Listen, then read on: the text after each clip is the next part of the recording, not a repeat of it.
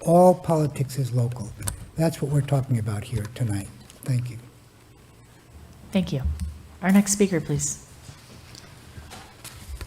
Hello, my name is Rabbi Eliyahu Cowan, and I am of B'nai Yisrael, the people of Israel. I'm named after my ancestor Jacob, known as Yisroel. At this moment in history, there are people and cultures that harbor very different attitudes about violence and the value of human life. There are people and cultures that rejoice, positively rejoice, dancing in the street, rejoicing over the massacre of innocent civilians. Conversely, there are people and cultures that seek to avoid killing innocent civilians and deeply regret it when they do. And they occasionally prosecute and imprison their own soldiers when they violate this modern norm of combat.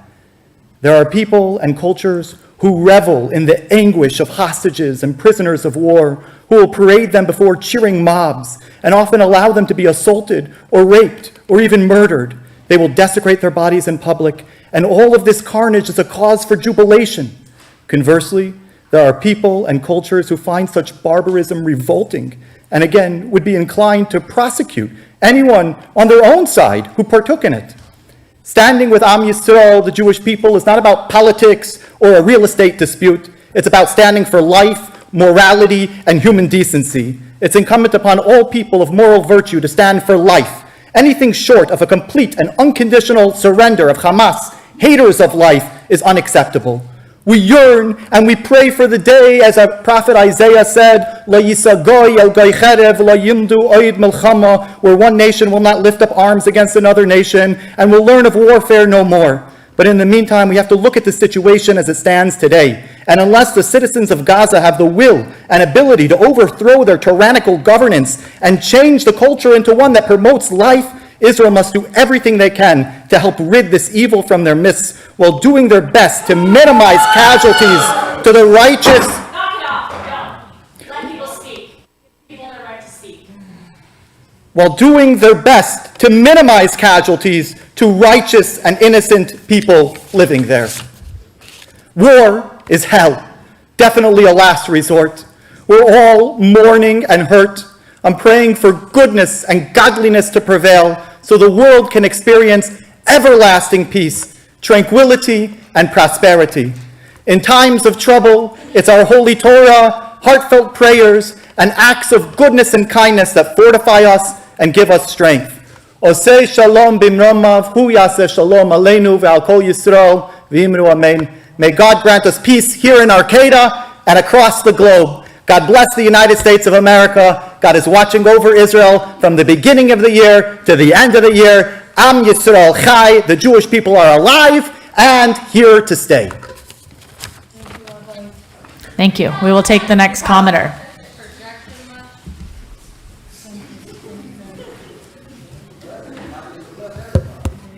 Shalom Aleichem. Hold on one second. We'll wait until the comments stop so you can have your time at the podium, because everybody deserves their time to speak at the podium. So please respect the podium. Thank you. Go ahead. Shalom Aleichem. My name is Jasmine. I'm a local Jewish resident and student.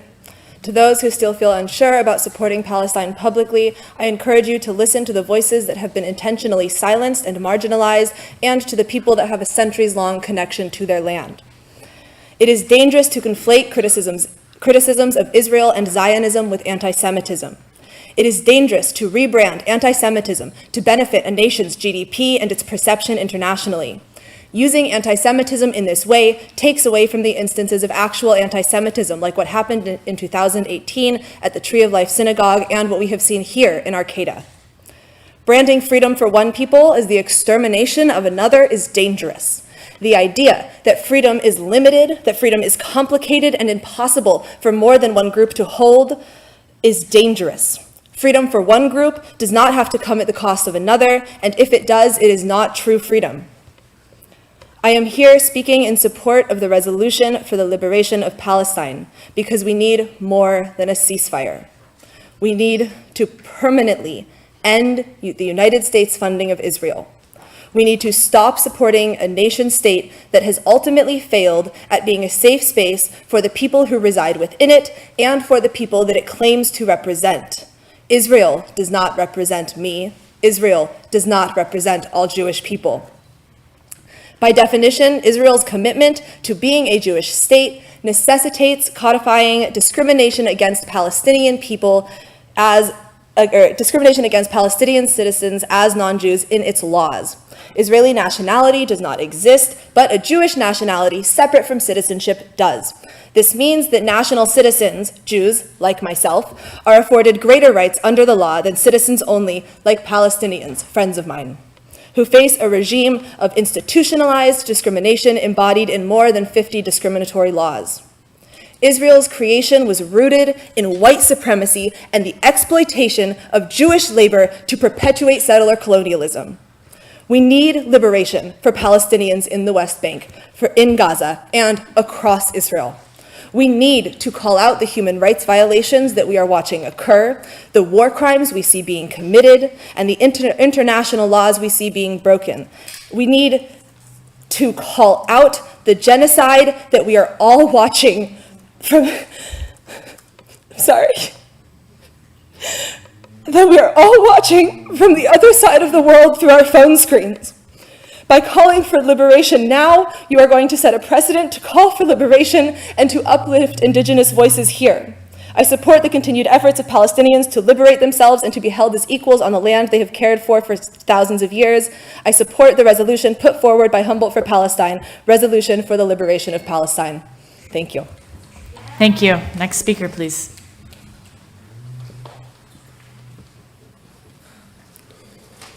I'd like to add my voice to the growing number of voices calling for the city of Arcata to stand with Palestine and call for an end to the genocide in Gaza.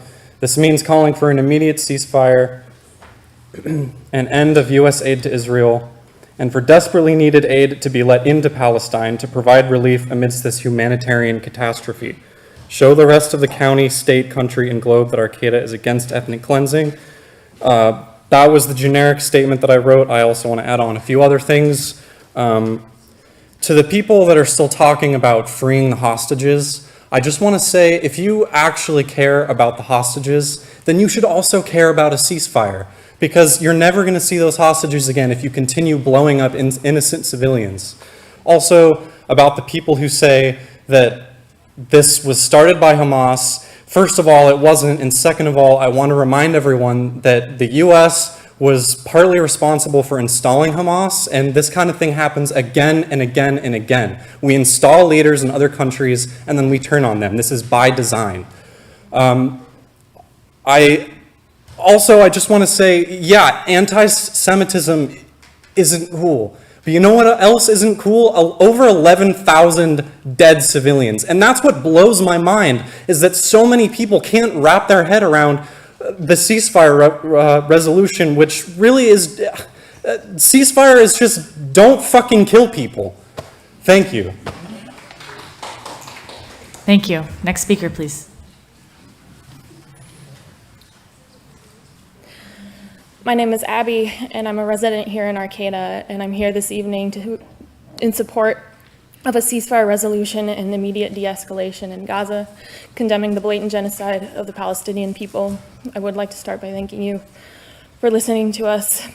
By doing so, you set an example to all representatives of our democracy to not become complacent in their service. A call for ceasefire is not synonymous with anti-Semitic rhetoric, but an act of humanitarianism. The retaliation of Israel continues to be out of control, their actions constituting what we know to be obvious war crimes, including but not limited to collective punishment and the bombing of hospitals as well as places of worship.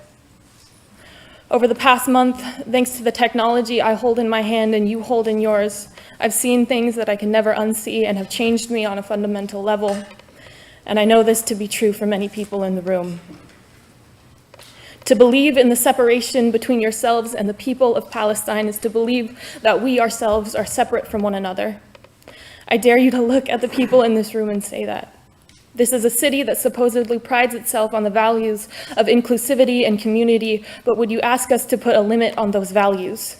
To decide who deserves our compassion and solidarity based solely on where they happen to be born? 11,000 and counting dead bodies is a difficult thing to comprehend. It's even harder to reconcile the fact that over 4,500 of those are children. children who should have never had to die as martyrs, who never should have had to die for something they didn't understand.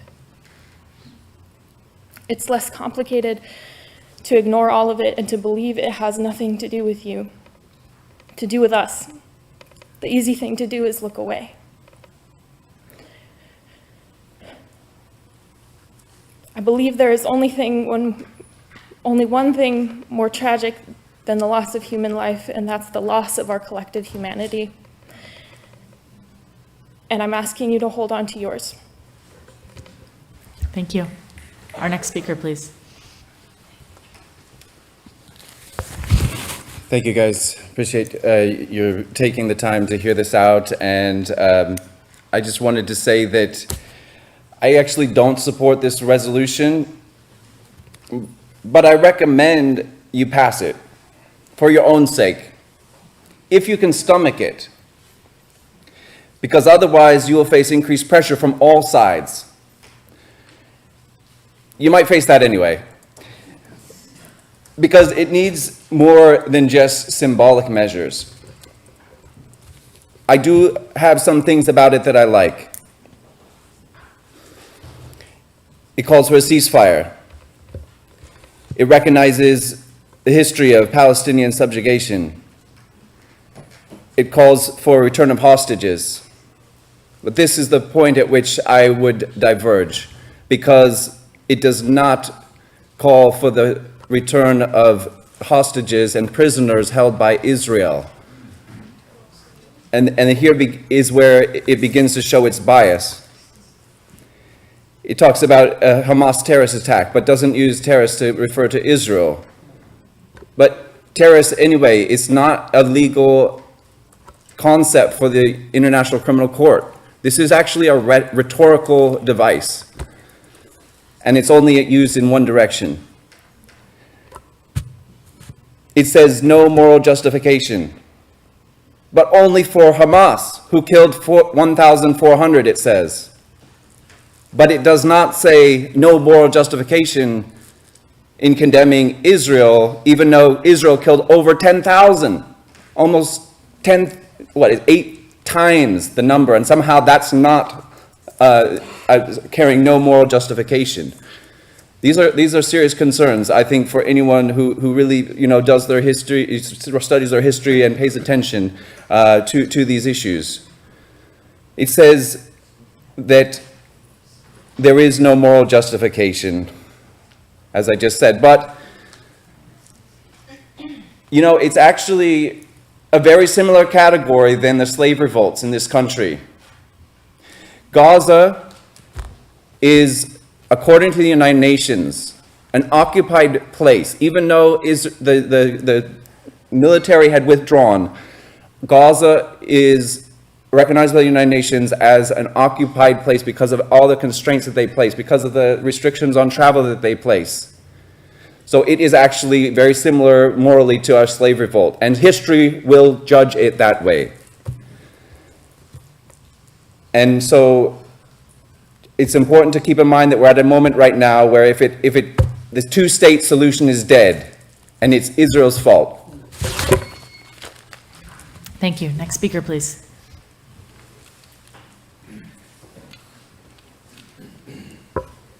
Hello. My name is Olivia Fox. I'm an Arcata resident, student, and activist. I'm 26 years old, and I am part of the generation that is coming of age now. Along with my peers, I will be inheriting a world that is at a crossroads right now. I have marched in the streets of San Francisco with middle and high schoolers, screaming for ceasefire, screaming for humanitarian aid, describing how it's their cousins that are getting bombed in Gaza. I followed a 4-year-old's call for free Palestine as she sat on her father's shoulders. My generation is awake. The youth is awake. We are seeing this genocide in real time.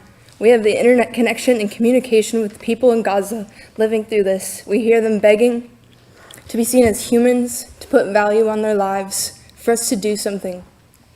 We are sharing in this collective trauma and wondering how people are numb and desensitized to the violence. We are wondering and watching our elected officials and how they respond. And our country is being watched by the world. If you've seen the United Nations resolution calling for ceasefire, you will have seen that 120 countries voted in favor of ceasefire and the delivery of humanitarian aid, and the United States is one of the 14 who voted no. Who on earth votes no on a ceasefire and delivery of humanitarian aid? I will reiterate that the national polls show that the majority of Americans want a ceasefire, Republicans and Democrats alike. The congressional staff answering our calls and seeing our petitions are walking out of their jobs to protest with us, as well as countless other government officials, academics, artists, and leaders. Our administration is not listening to us. Joe Biden is 82 years old. Nancy Pelosi is 83 years old. They are not inheriting the world that they are making. We are. Our officials say that there is no money for housing, for education, for healthcare, for public transportation, for green energy, for countless services that our community and neighbors need. But suddenly $14.3 billion are approved for Israel's military. Our tax dollars as American citizens provide an apartheid state with billions of dollars annually, and we must stop this. There is a shift happening, and you can't pretend you don't see it. My generation is sick of imperialism, of exploitation, of settler colonialism and white supremacy.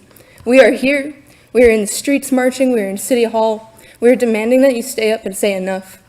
We will not rest until Palestine is free. In case this isn't clear, asking for the rights of one people is not asking for the removal of another's. Asking to end the occupation and racist apartheid in Palestine is not calling for the extermination of Jewish people. We are going to inherit the world you create. I support the resolution put forth by the Humboldt for Palestine, resolution of the liberation of Palestine. Thank you. Thank you. Next speaker, please.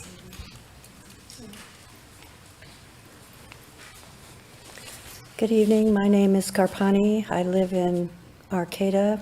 I'm retired. I'm also with the Spirit of Mandela Coalition. I'm here in support of the resolution that's calling for the freedom of Palestine. I have so much in my heart and in my head that speaking is almost impossible. I'm thinking of what would it be like to be occupied with no freedoms and very little resources for 75 years. The United Nations says that we are obliged, if we are oppressed, if we are occupied, to fight back at any cost. We have that right and obligation. This genocide is the first time this country really has looked at it up front and personal, on our phones, on the TV, every single day. Somebody's children being murdered, butchered, literally butchered. This genocide is not new, but it's new to us because, of course, we weren't taught about the genocides of our indigenous brothers and sisters. That was kept from us, and we learned it and were abhorred, but that was so long ago. And being that they're still on reservations, very few of us are combined with them. We don't know much about them. Same with our Palestinian brothers and sisters. We don't know much about them until today, when we're scrambling to learn more and more because the information is so poor and so skewed as to make us think that our country is the best, and not to see that our country, our leaders, are funding the butcher of people just like us. They came for them in the morning, and in the evening, who's next? So I say, please, this is a pivotal moment. We're going to have to make these decisions, afraid or not.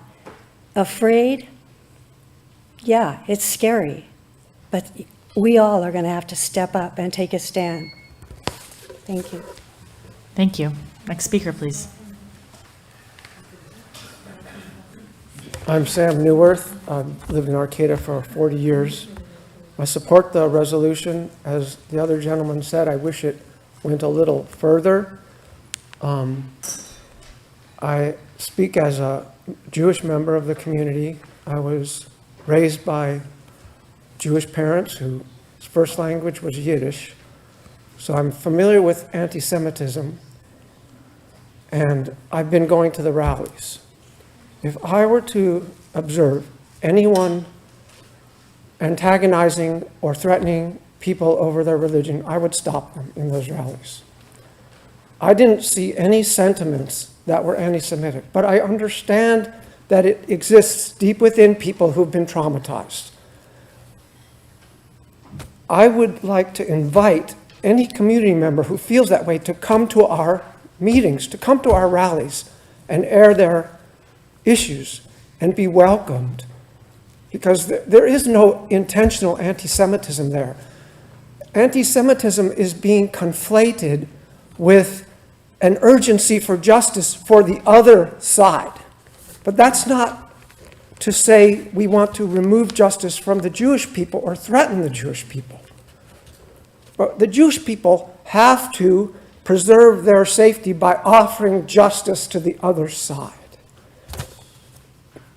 The Jewish people will never be safe if they don't do that. And the policies in Israel now are making Judaism more threatened. It's making the state more unstable, more hated. So when people in the community come to you and say they feel unsafe, they feel like anti-Semitic attacks are happening, that's true, that's their experience. But we have a unique community. We're a pretty enlightened community. We have the lowest anti-Semitism of anywhere I've ever been. Not that we don't have it, but we have people that are triggered by any criticism, any feeling of disagreement with the myth of Israel. And it's a myth. It was founded on white supremacy.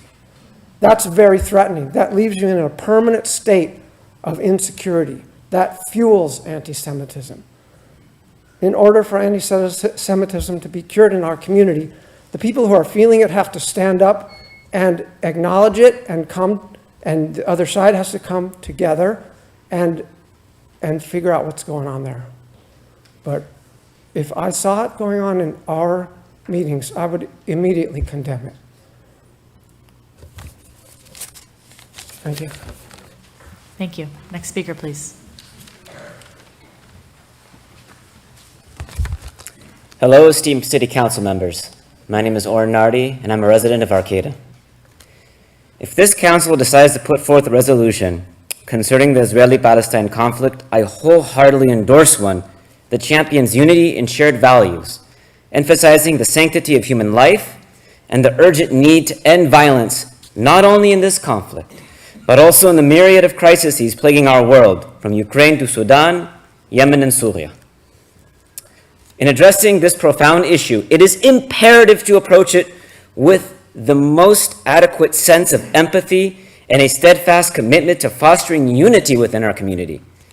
Attempting to delve into the intricacies of the Israeli-Palestinian conflict within the resolution, especially in an imbalanced manner of any way, poses the risk of sowing division within our community, potentially overshadowing any positive outcomes. Instead, I earnestly implore this council to focus its resolutions on combating anti-Semitism and Islamophobia within our local community, creating an environment where individuals of Jewish, Israeli, Palestinian, Muslim, and every background feel not only safe, but genuinely supported within our community, shielded from the perils of harm and bigotry. Regrettably, since the commencement of this conflict, our community has experienced a distressing surge in anti-Semitic sentiments directed toward Jews and Israeli Americans. Many of us no longer feel secure to speak Hebrew in public or participate in public events due to the haunting fear of hate speech, which some members of our community have already experienced. This is a troubling reality, and this is exacerbated by the disheartening fact that Cal Poly Humboldt has transformed into a platform for some people to propagate inflammatory rhetoric, perpetrating rebrand and anti-Semitic sentiments against our local Jewish community.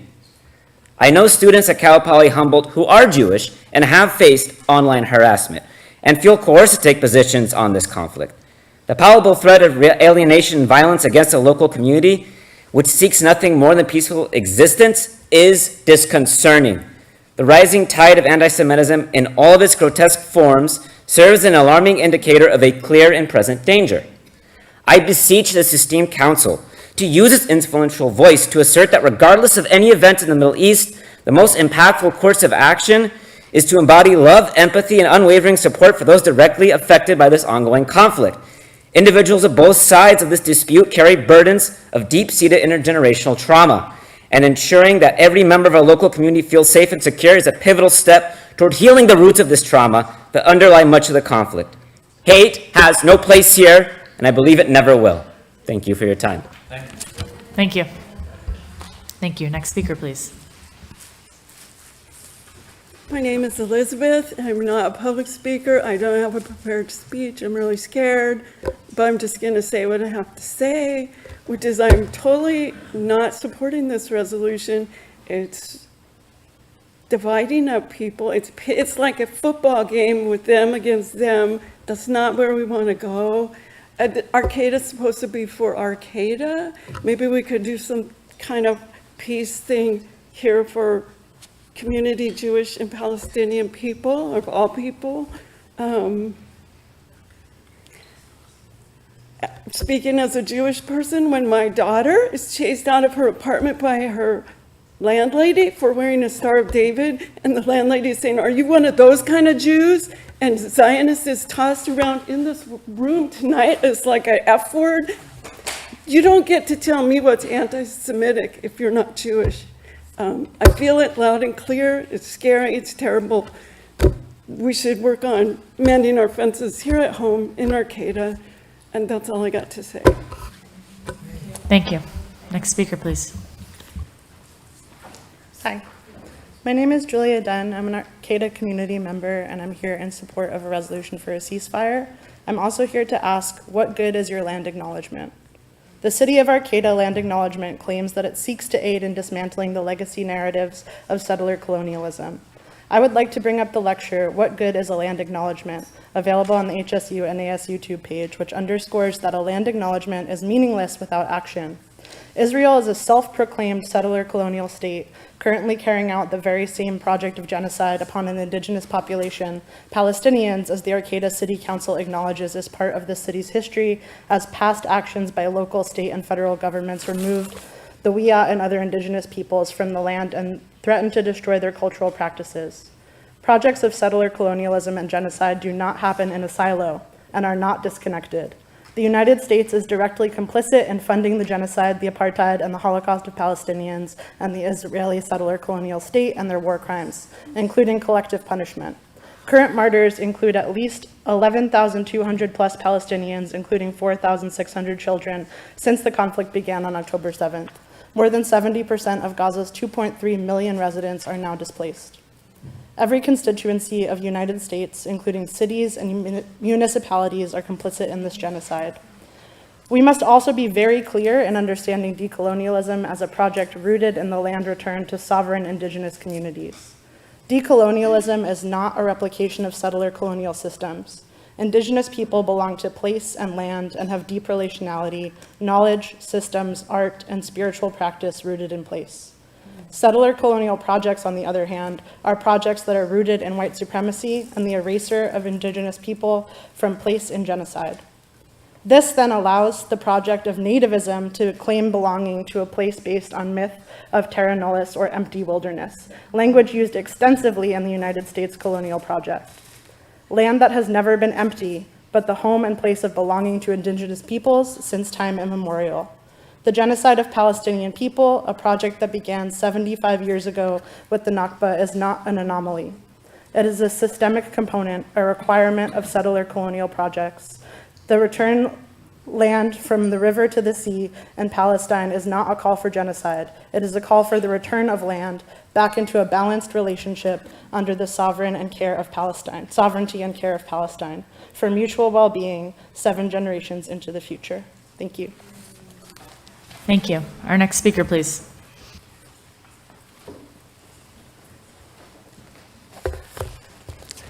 Hello, I'm Gary Bloomfield, and I'd just like to, I'm sorry if it sounds disjointed. I'm not sure even what I was going to say. I'm going to come up here, but a lot's been said. And for one thing, I'd like to just point out that there's been, as was talked about before, Zionism is really just a return to the land of Israel by the Jewish people that were driven out millennia ago. And so the talk of it being colonialism is a little scary. But anyhow, I really don't, and also basically saying that Israel doesn't have a right to exist is a very clear call for war, not peace. And I don't see how that can help the peace process. Talking about a two-state solution is dead. In 1947, it was proposed to set it up that way, and the start of Israel then was proposed to be just a couple little tiny bits of the land that the Jews then would have agreed to, but the Arab population didn't. That was the first refusal to go along with that, and that was followed by an immediate war that Israel had to fight to get established, even though it was trying to get set up in a peaceful manner. And so all that said, there's so many complexities to this that this resolution, even if it were to be cleaned up from its present form, which has some problems still, is not going to solve the problem. I think it's only going to make things more complicated in our own community. And I could go into details, but I'd be willing to help, talk about some of my concerns with the verbiage in here with whoever, if there's a committee set up to want to try to come up with some other way to stop killing in a way that might work. So, thank you. Thank you. We'll take the next speaker, please.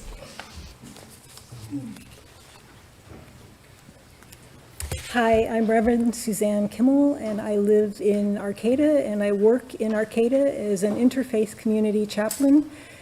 I am active with Humboldt Interfaith Fellowship and the Spiritual Leaders Caucus of True North.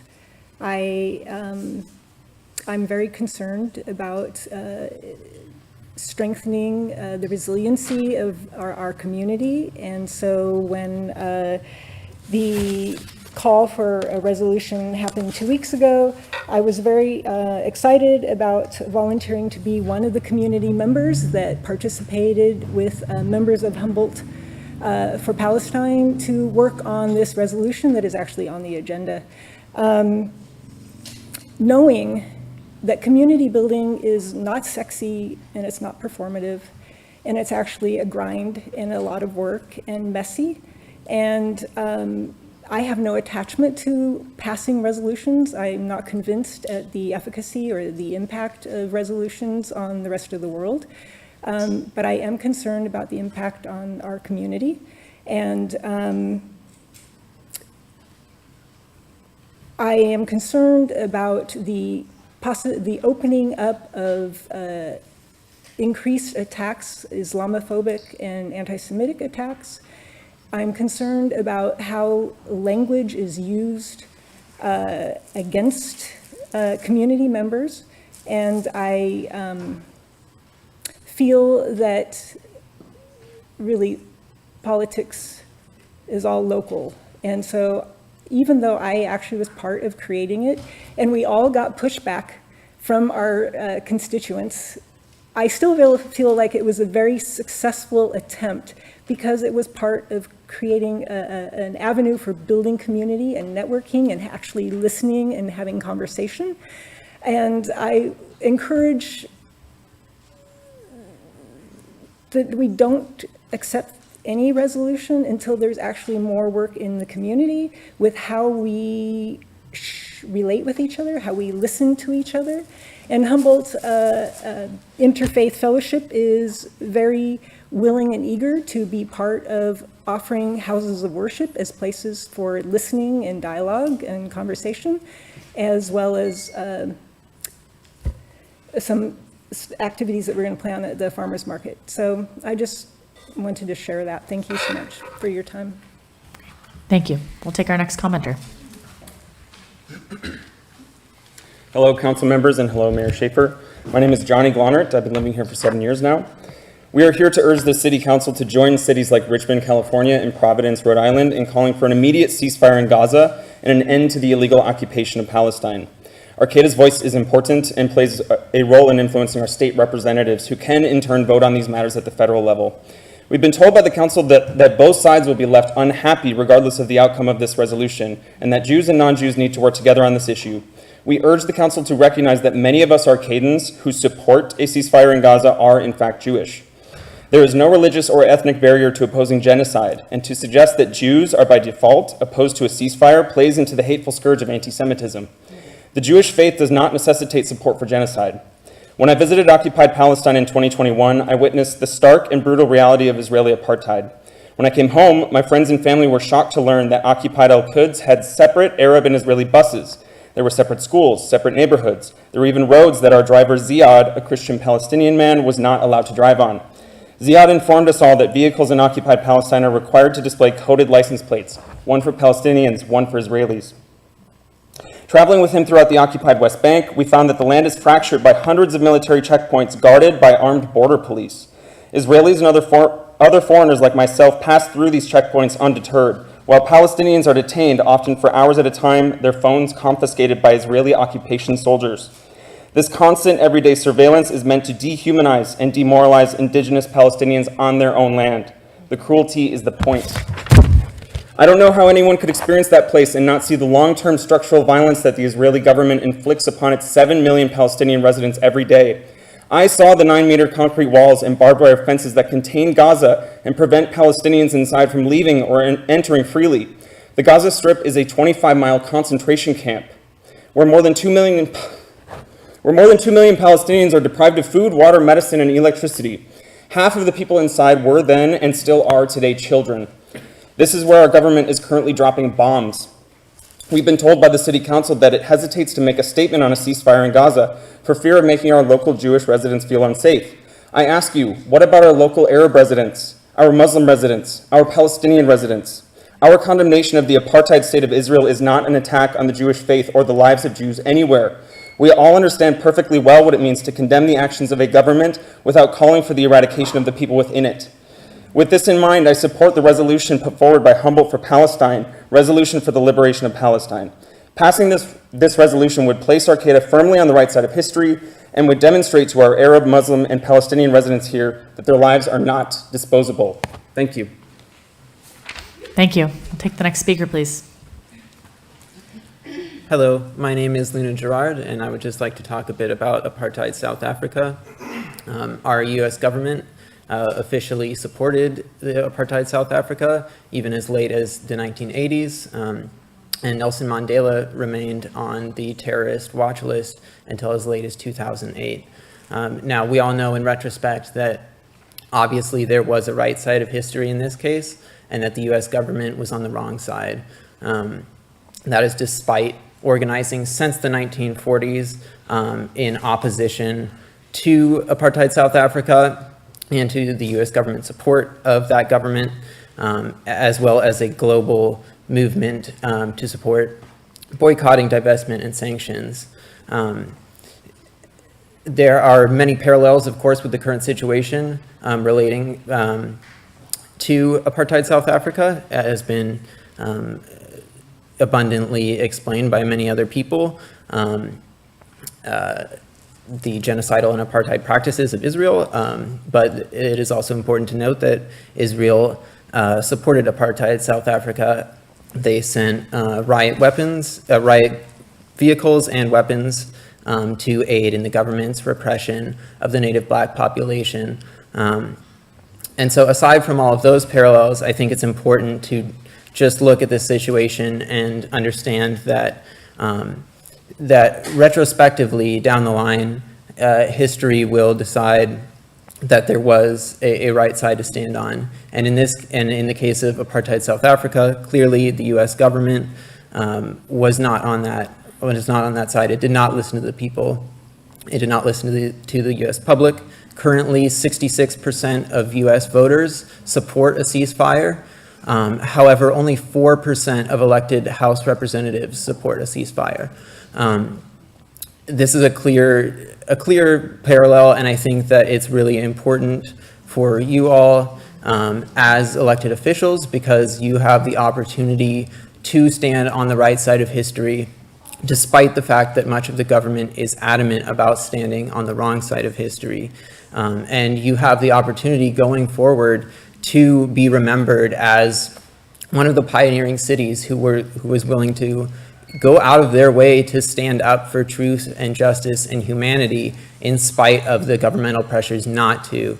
And on the flip side of that, there is also the unfortunate prospect of not voting for the ceasefire and being remembered as a city who fell into complacency and allowed and became just another cog in the support for this apartheid government. Thank you. Thank you. Next speaker, please.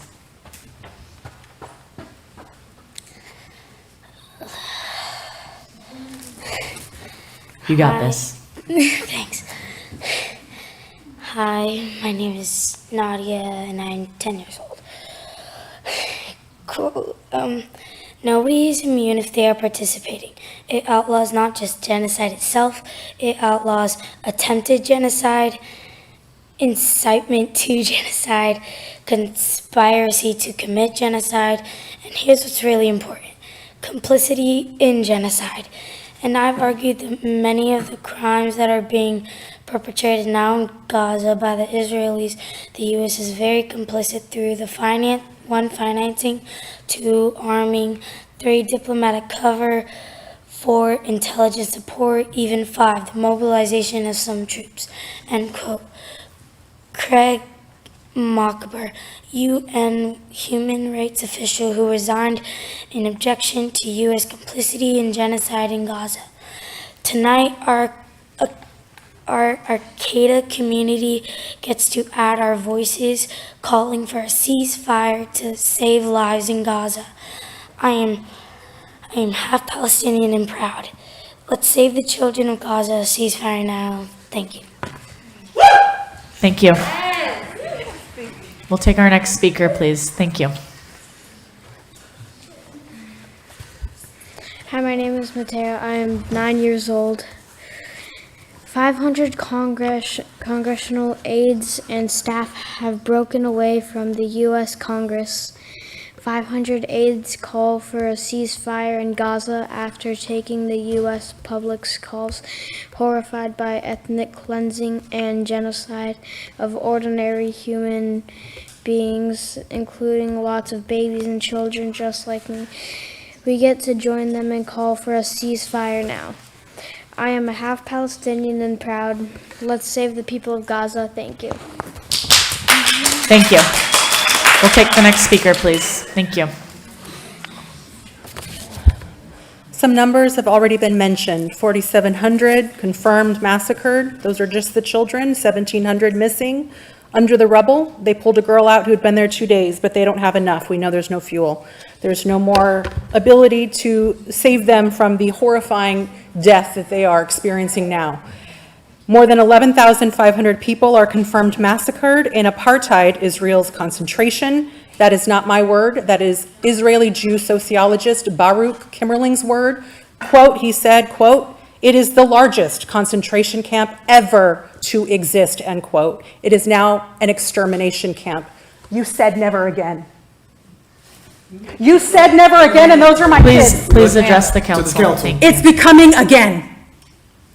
It is becoming just again. And we're watching it on our screens. We are collectively traumatized and under duress. Those were my kids. We have people in Palestine right now. We are not trying to harm anyone. We are trying to get them to live. Let Gaza live. ethnic cleansing under international law is three things. One, a war crime. That is not me. International law on this planet says so. Two, it is a crime against humanity. Three, it is genocide. We have collective punishment, a war crime. Bombardment of a civilian population. People are not their government. Look what we've done in Libya, Vietnam. I mean, everywhere, Iraq, Afghanistan, keep going, Syria. Should we all be bombed tonight and on TV holding our dismembered children's bodies to the camera to foist it on the world to say, please, somebody care? Should we be bombed because of our government's choices? No, that is a civilian population. That is why international law says it's a war crime. Cutting, water, fuel, all that you know. I'm going to skip over it. Apartheid Israel has illegal occupations of Palestine, including blockades that are illegal. Siege, that's illegal. Do we want Jim Crow segregation again? Do we? It's not an unfair comparison. I don't want an ethno-state of Jewish supremacy that is an illegal, more severe form of apartheid than South Africa, the way I don't want Jim Crow segregation here or the genocide of Native people again. And that does not mean that I'm a murderer or want to harm people. And it is unfair and totally irrational to say that. By the way, real anti-Semitism includes Palestinians who are Semites. Zionism is a nationalism that threatens Semites. It is a supremacist ideology. It is not a code word for Judaism. And Jews deserve to be safe and secure through a just peace for everyone under one secular, united, democratic state on land where indigenous of 480,000 in 1880 Palestinians were and 15,000 Jews were, and we can include everybody who will give up supremacy. That is your 3 minutes. Thank you. Ceasefire now.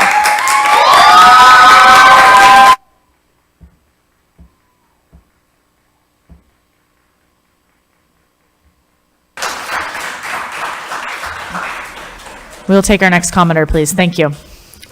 Wow, I just can't even follow up with that beautiful response, but here I am. My peers have addressed the humanitarian crisis in Palestine that is unforgivable and textbook genocide, regardless of whatever mistruths or explanations you attempt to slap on it. I will not appeal to your emotions. Instead, I will address the money.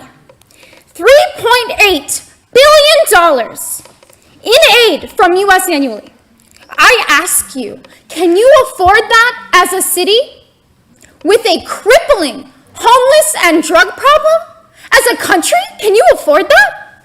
I know this city cannot. All I have to do is walk down Arcata Plaza and look at our people who are unhoused and in the depths of substance abuse. That is embarrassing. And we want to spend money and fund a genocide? That's what we want our money to go to?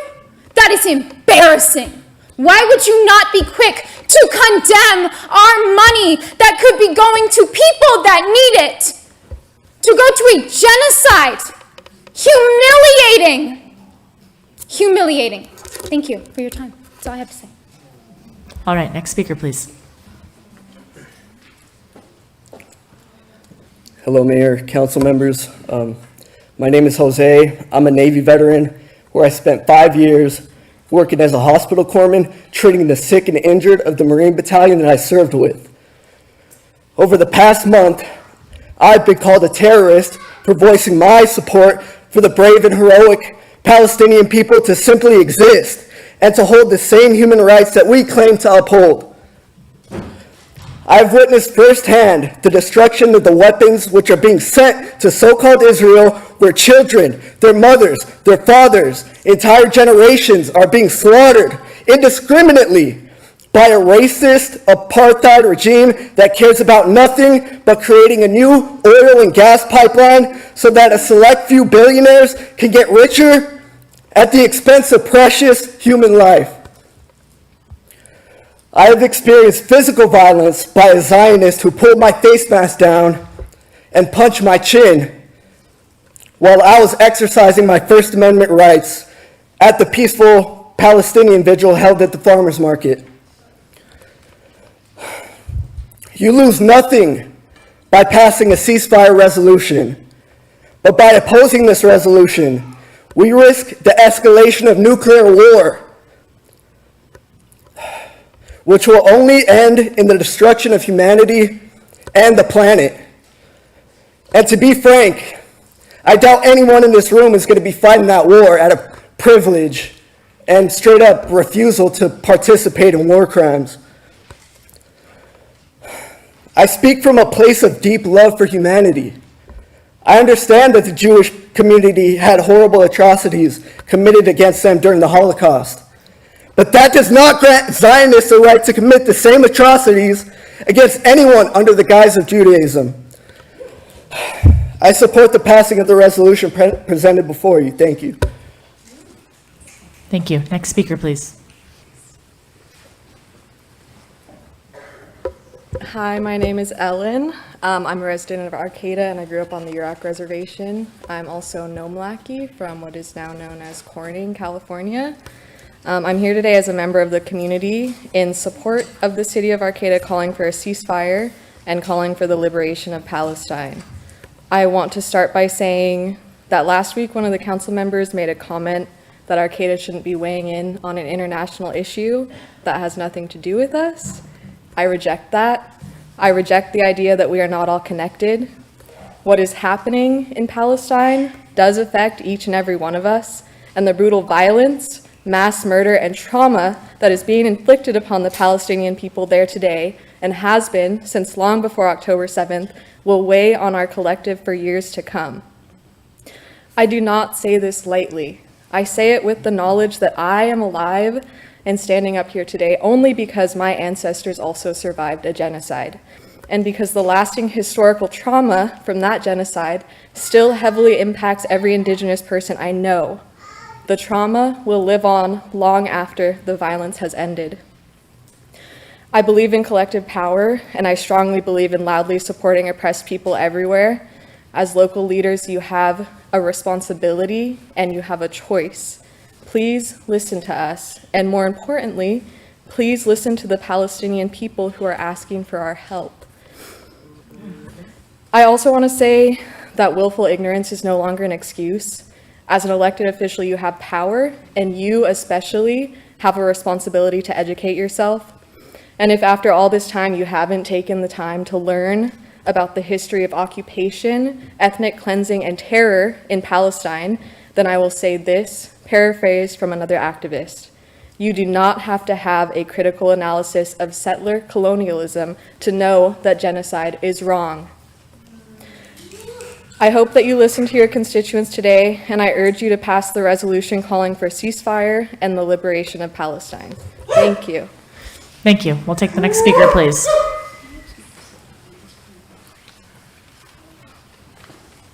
Hello. I would like to know where is the APD? Where is Arcata Police? Because I was promised that they're going to be here today. I don't feel safe here. I don't feel safe to be on the street. So I would like to know why they're not here. Because the hate that is in this room is not acceptable. So I would like to know about this. I was not planning to ask it, but because I was promised that they're going to be here. My name is Tamar, and I was born in Israel. I'm a daughter of Menachem Kriegel, a 93 years old Holocaust survivor, and the daughter of Tova Kriegel, which with her family survived the pogrom in Russia. I have a large family in Israel, and I have many, many Palestinian friends with whom I have held deep relationship for many years till today. I've lived them in a humble country for 17 years. My husband and I own a house here, and we have raised 2 beautiful kids here. My husband and I voted for the city council to take care of local matters. We did not vote for the city council to present their opinion about complex geopolitical conflicts as it is not presented before they got elected. This was not an agenda. I consider any statement that comes from this city council regarding the conflict is not legitimate, as it beyond the scope of the city of Arcata. No matter what you decide about the Middle East, Israel is going to exist, and Palestinian people are going to reside next door. And I'll do my best to support any treaty that resolves this issue. I'm concerned that this city is wasting precious time being concerned about the Middle Eastern resolution rather than providing a safe environment to Palestinians and Israelis to live and to coexist here in Arcata. Thank you. Next speaker, please.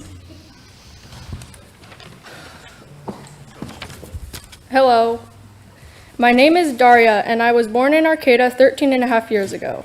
Just a week before the war started, I was in Israel. I had a wonderful summer full of great times. I spent time with family and friends, including our close Palestinian friends. We did everything regular friends would do. We shared food, we swam in the Sea of Galilee, and we had fun. I've known them all my life. I don't relate to them as Palestinians, but as family friends.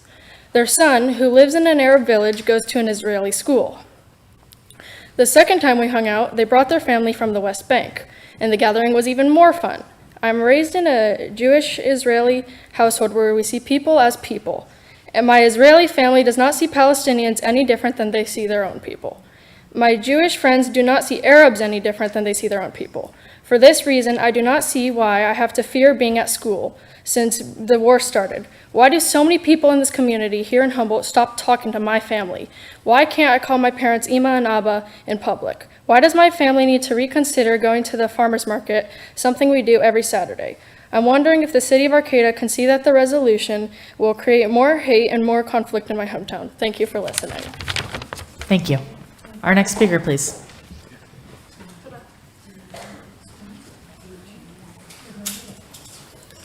Good evening. I'm Eamon Armstrong.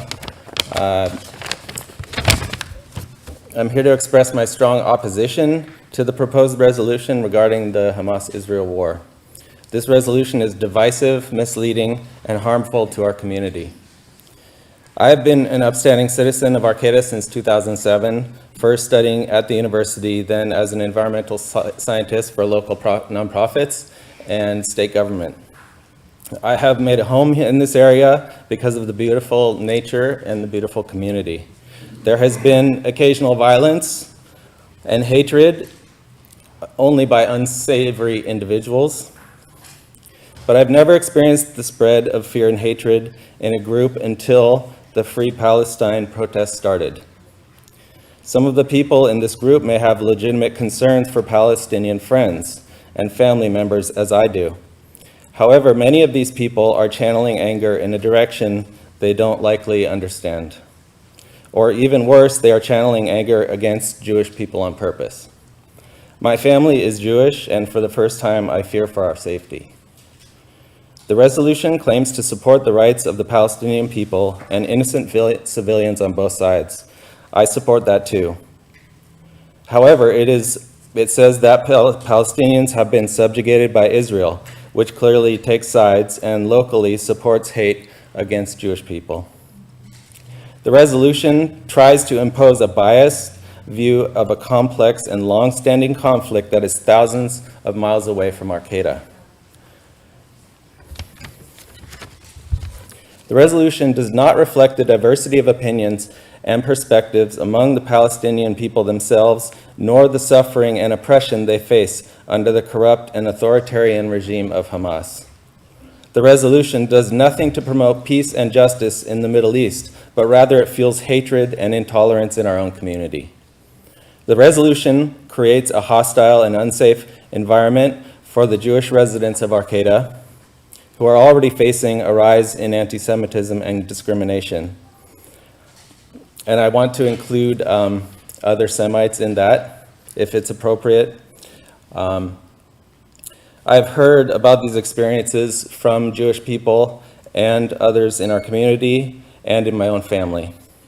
I urge you to reject this resolution and to take the side of peace and dialogue and to work for the needs of all Arcata's citizens. Let us not allow a foreign conflict to divide us, but rather let us focus on the common values and goals that unite us. Thank you. Take the next speaker, please. Thank you. Hello, my name is Lilach. I have dual citizenship, American and Israeli. And I am very saddened about what happened in Israel on October 7th. Those have been quite horrors, and I wrote some words to speak to that, but I would just say that if people are looking for sickening images, they exist on Telegram, which is our Russian messaging app. I'm very saddened about what happened in Israel and also what is happening right now in Gaza. It is absolutely heartbreaking. Nobody can argue with that. I think people's problem is with the language in the resolution, because it doesn't only call for a ceasefire. It has a lot of bias against Israel, and it has incorrect information. I think it's very clear that this topic is very dividing the community, and civil discourse is what the local government should encourage, or at the very least some sort of a task force to craft a resolution that everybody can agree on. Thank you. Thank you. We'll take the next speaker, please. Hi, my name is George, and I'm a member of the Arcata community. So today I'm standing in here in calling for support of resolution to support the ceasefire in Palestine. So I was baffled to know about the funding that the US is providing for the war. The news I received on the phone just after everything happened consisted of rhetoric which support war. And this rhetoric where we support war and violence needs to stop. Right now, cities across America are passing similar resolutions condemning Israel's settler colonial occupation of Gaza. I urge this council to call for an end to this genocide and to pass a resolution calling for the liberation of Palestine tonight.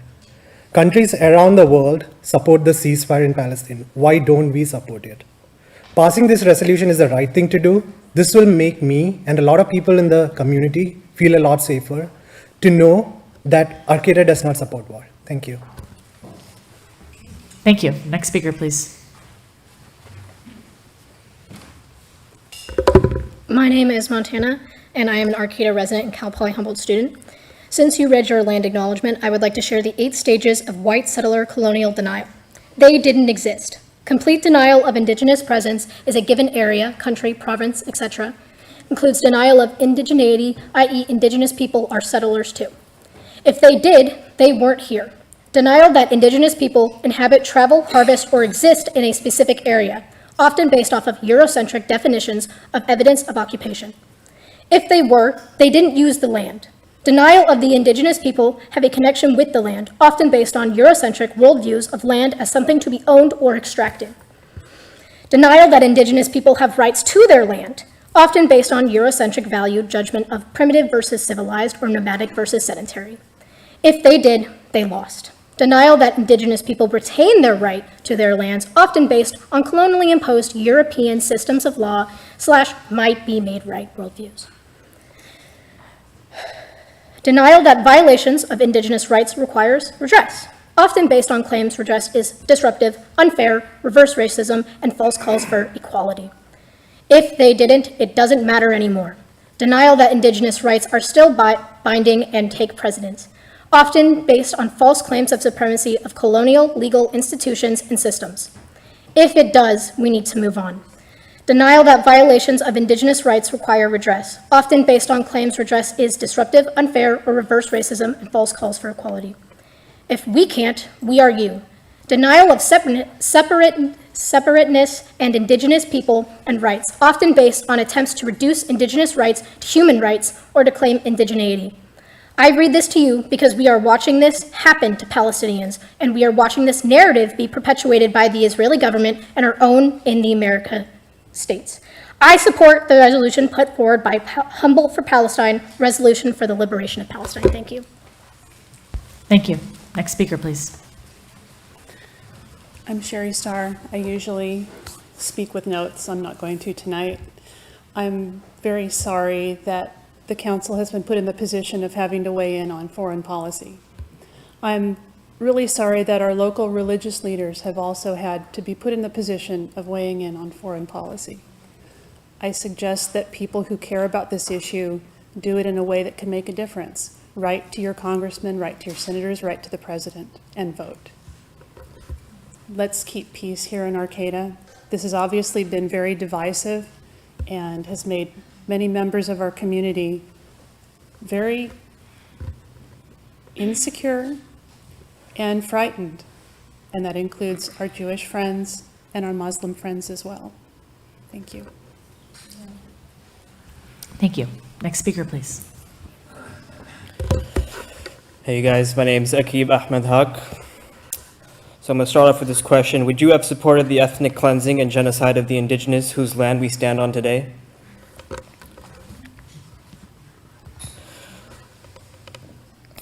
I'd like for the council to ponder this question as they sit in the comfort of their home drinking clean water without the shortage of food. As a first-generation Pakistani American, I stand with my Jewish brothers and sisters. Being a Muslim, our beliefs are closer than most people know. I will stand outside your synagogue, and I will protect you with my life if I have to, but don't ask me to stand with the state of Israel. Advocating for a ceasefire and the liberation of Palestine is a pursuit grounded in the principles of justice, empathy, and human rights. It's crucial to emphasize that opposing Zionism, the political ideology, is distinct from being anti-Semitic. Criticizing policies or actions of a government, in this case, doesn't translate to hatred or discrimination against the Jewish people. It's essential to foster nuanced discussions promoting understanding that supporting Palestinian rights doesn't diminish the importance of combating anti-Semitism. Our goal is a world where both Jews and Palestinians can live and coexist in peace, acknowledging the legitimate aspirations and rights of all parties involved. But we all must be aware that we can have slavery and peace, as well as injustice and peace. Peace isn't the answer until we have liberation, and we are all treated equally. I shouldn't have to ask this from you all, but please stand with humanity. We need a ceasefire and the liberation of Palestine now. Since I have time, I'd like to share a quick poem with you guys. In the land where olive trees stand tall, a tale of struggle echoes call. Palestine yearns for the liberty's embrace, a symphony of hope, a resilient grace. Sunsets paint stories on ancient walls, whispers of freedom through the market stalls. Mountains echo tales of a resilient land yearning for peace hand in hand. From Gaza's shore to the West Bank's hills, a spirit unyielding despite the ills. In the dance of resistance, a people's song, liberation's rhythm, steady and strong. In unity, hearts beat, a steadfast rhyme, dreams of freedom transcend the sands of time. Palestine, resilient, under starlit skies, a chorus of justice where hope never dies. Thank you. Thank you. Next speaker, please. Hi. My name is Sarai Bordeaux, and I first want to invite my ancestors into this space. And I want to make the comment that the reason that local politics, the reason this has a place in local politics is because we recognize the connections between what's happening in Palestine and what's happening to natives, what's happening to me every day in Eureka, right? It's super interesting that people would weigh their uncomfort, their discomfort, their fear of getting yelled at a protest against babies getting picked at a rubble. It's really interesting that your discomfort, it's really interesting that the Eureka and Arcata that Black folks have been living in, y'all are getting a little taste of it, and now we're real upset about it. We're worried about anti-Semitism, and I don't want to be anti-Semitic. That's not the goal. But it's really interesting to me that people are still able to sit in a space and claim that they didn't see people as Palestinians when they're sitting there calling themselves Israelis. They don't want to see Palestinians. They just want to see people. You don't want to see Palestinians. You don't want to see Gaza. You don't want to see the babies buried. You don't want to see the mothers crying. You don't want to see the connections to Black people in this very city. Local politics, that's where it's at. That's where we're started. That's why we're here. Hey, I agree. Resolutions, whereas, hey, I don't understand that. What I do understand is that there's people here who have put their jobs at risk before this was happening. I go to my job every day wondering if calling out a racist is gonna get me fired. I wonder about walking down the street wondering if, like, I'm still gonna have a job if I speak my true identity, right? And so people dare weigh their discomfort that they're barely feeling, have lived here for decades, and are just now feeling the twinge of racism, of discrimination, of I can't walk anywhere, I can't call my people da-da-da-da-da. Just now? We're just now feeling that? And so how dare we also sit here and say there's no connection to local politics when somebody, I don't even know who it was, there's been a lot of scrolling, I've been watching a lot of murder. But someone was saying the waking up of young black people specifically is Israel's worst nightmare, because we realize the connections. We realize the settler colonial state, we realize imperialism, we realize the ongoing again and again and again. It's the same thing. So what space does local politics have? You could say, hey, we recognize this, and we're not going to put the comfort of our citizens in their houses on their phones over the lives of babies. 11,000 people. Free Palestine. That is your 3 minutes. Thank you. Thank you, folks.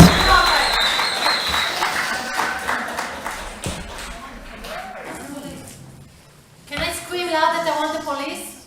I want the police. They're standing by. We are in the city hall. So let me, please sit down. Yeah. So let me remind. Respect the podium. Please have a seat. Let me remind you that if you want this thing considered, the council can pull this agenda item, and they cannot have it come back again. If you want to vote on it, there's a decorum that you have to abide by. Did I not say? You did not. I did not. When you stood up, when you were not at the podium, and shouted at somebody in the audience, you did not. But it applied to. It applied to. This is not about that. Would you like it to proceed or not? I will. Thank you, Doug. All right, we will have our next speaker, please. I'm James Flower. I've lived in Arcata for 23 years. On the city's website, the summary of the United Nations resolution says that it called for an immediate ceasefire in Gaza and a humanitarian truce, the release of all civilians, the protection of civilians and international institutions, and ensuring the safe passage of humanitarian aid into the Strip. Now, some people here tonight have criticized the U.S. for voting against that. It seems like pretty reasonable language to me. The problem with the proposed resolution is that it takes sides in the dispute. That's way over your pay grade. People have been arguing about this for thousands of years. And so that's the main problem with the resolution.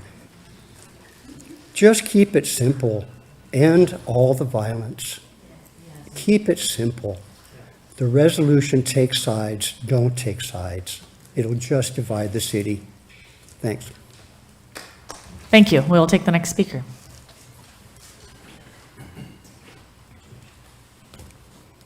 My name is Susan Parsons. I live in Bayside. I work in Arcata. This is Vivian Silver. She reminds me of my sister. My sister Betsy Parsons fought for the civil rights of LGBTQ people in the United States, and she's one of 10 people who were honored as game changers for LGBTQ people in the United States. Vivian Silver worked for 50 years. She founded an organization called Women Waging Peace. Hamas terrorists burned her to death in her home, in her quote-unquote safe room. What Vivian Silver and Betsy Parsons, these two extraordinary women, have taught me is we need to speak so people will listen, and we need to listen so people will speak. There's a lot of bullying going on in this room tonight. Martin Luther King taught me that what affects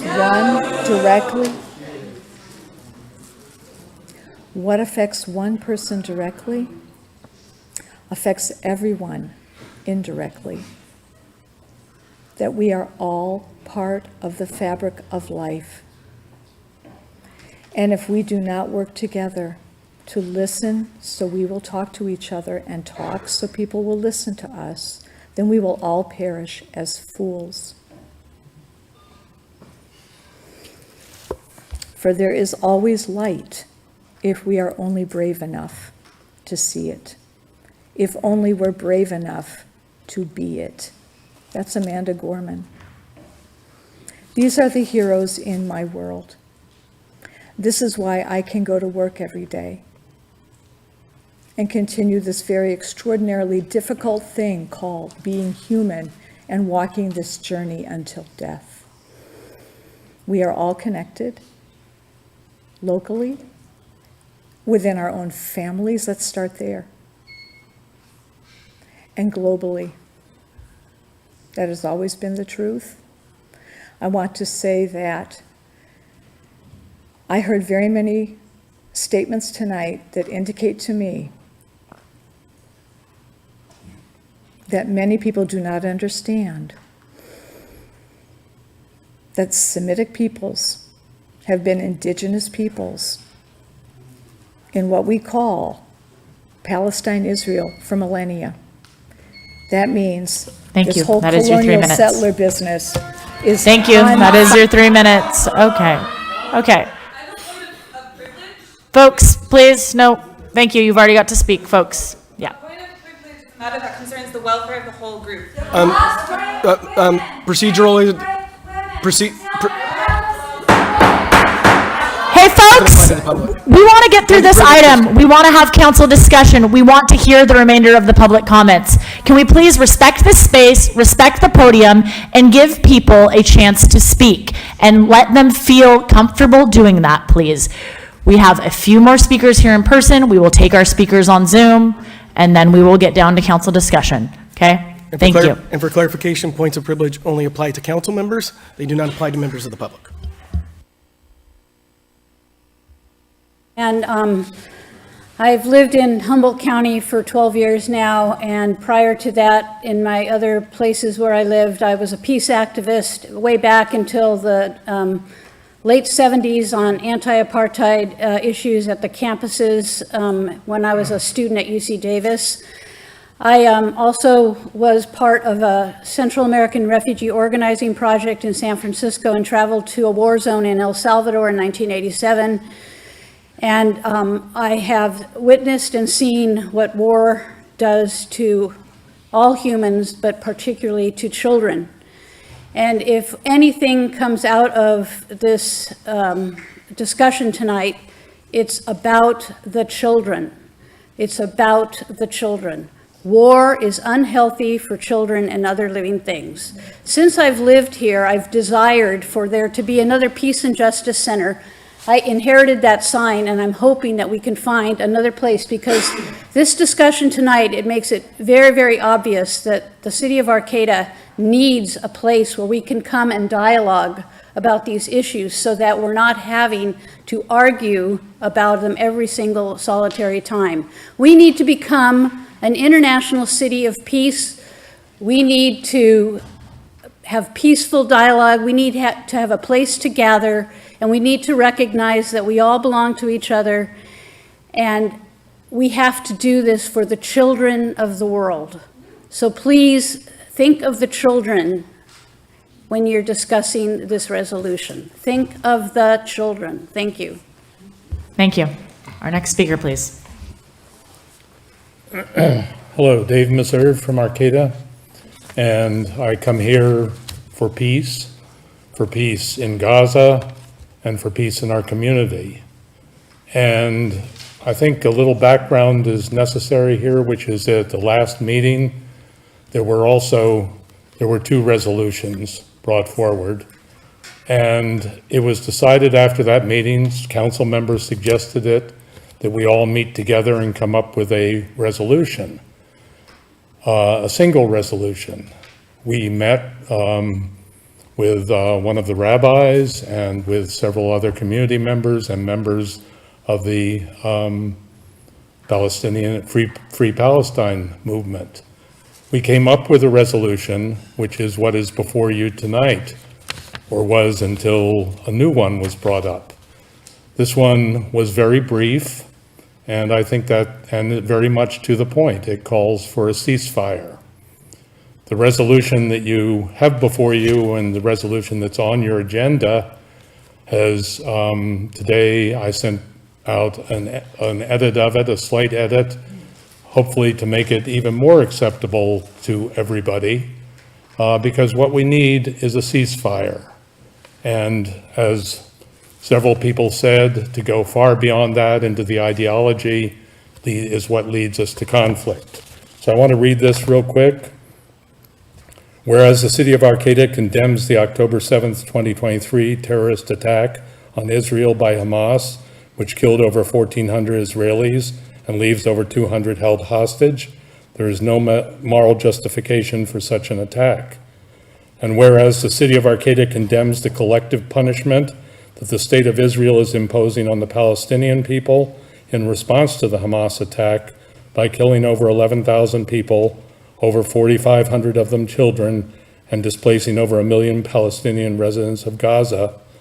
And whereas the city of Arcata has a proud history of supporting peace and diplomatic solutions to international conflicts, therefore be it resolved that the City Council of the City of Arcata calls on the U.S. government to demand an immediate ceasefire by all parties involved, including an immediate cessation of all attacks on civilian targets, the return of all hostages to their homes, and ongoing negotiations to cultivate lasting peace and create a system that represents the human rights of all people in the region. So I, along with other people here, ask that you pass this resolution. It's been a custom of the city to speak out on things that affect us all, even if they're from afar. And so I call for peace abroad and peace here. Thank you. Thank you. Okay, I'm not seeing any other in-person speakers. We will not be going back and forth with Zoom, so I'm going to close in-person public comment, and we will move to any Zoom comments that we have. All right, if people are interested in making a Zoom comment, could please go ahead and raise your hand. We will call it, and after the first speaker, I will draw a line in terms of who has raised their hands for speaking on this item. Our first speaker is Brianne. Go ahead, Brianne. Hi there. Sorry, my name's Brianne Hutchinson, and I'm a resident in McKinleyville and a mental health therapist here in Arcata. And I'm here with my daughter. I'm a single mom, and tonight my husband's a doctor, and he's at a pediatric emergency rotation. So I'm going to try to keep it short and sweet. But I'm here in solidarity with the organizers who have brought before you the resolution to ceasefire. I understand that there's a lot of divisiveness and complexity to this issue, and that possibly a lot more conversation needs to go into it in order for our community to find a peaceful path forward. I'm Quaker at faith, and so in this Quaker tradition, we are pacifist. So we oppose war, and we oppose our tax money and our U.S. citizenship being used to support war. And so, you know, I probably just have to leave it at that. But I will say I attended. I know, Daddy's at work. We'll call him soon. Okay. I attended the rallies at the farmers market, and those who organized it were extremely thoughtful in orienting all who walked in that rally towards safety for ourselves and each other. They are peaceful activists, and I'm sorry to hear that there's been accounts of hatred in our streets, because what I'm hearing above all else in everyone's calls is for a peaceful solution and for humanity to exist within our community. So I hope that we can lean in and focus on that. As a mental health clinician, these atrocities, these war crimes that we are seeing on our screens are affecting us all, and they're absolutely affecting the youth in our community. They're seeing dead bodies, and the hard part is we're just seeing it now, but this is a history, a long, long history of imperialism and fascism all around the world and throughout our country. And we are standing upon the acts of fascism. We are standing upon this land that's been stolen. And I think we all have a call to lean in and have conversations on how to repair and how to listen and how to stay connected with each other. And most of all, how to keep the kids protected and how to keep them safe. I'm going to leave it at that, and I wish you all well, and thank you. Thank you. Next online commenter. Next online commenter is Moto. Go ahead. Oh, Moto. I think that might be me. It wouldn't let me put my name in. Hi, this is Nemaya. I'm Nemaya Eliyahu. And I have lived in the Arcata area for over 35 years. And I'm a proud member of Temple Bethel and a proud Jew. At first, I was feeling, pretty opposed to a resolution because the ones that I had seen felt that they weren't holding both peoples. But the resolution, as Dave Meserve just read it, I can totally get behind that because I feel like what's happening to the Palestinian people is devastating. And what happened to the Israeli people is devastating. And killing is devastating. But to equate the desire and the need for killing and war to stop with all these other ideologies about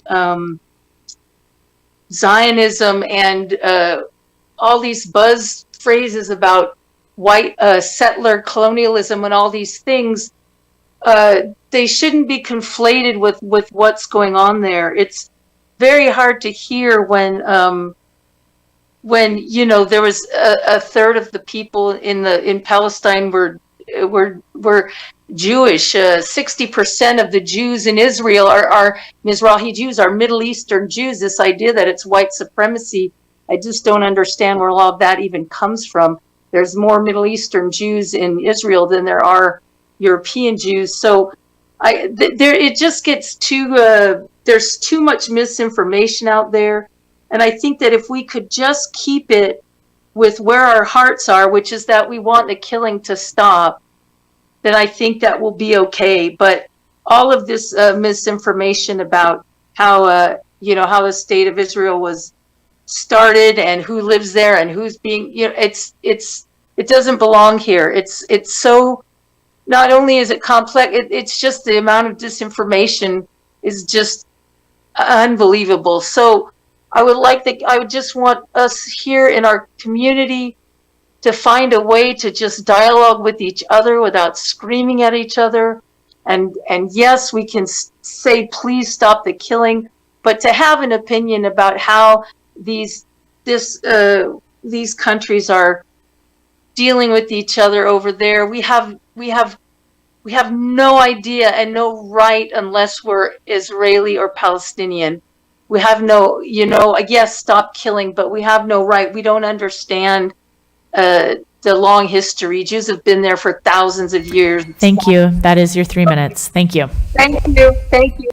Okay, we'll take the next speaker on Zoom. Next speaker is Roy. Go ahead, Roy. Screen name Roy.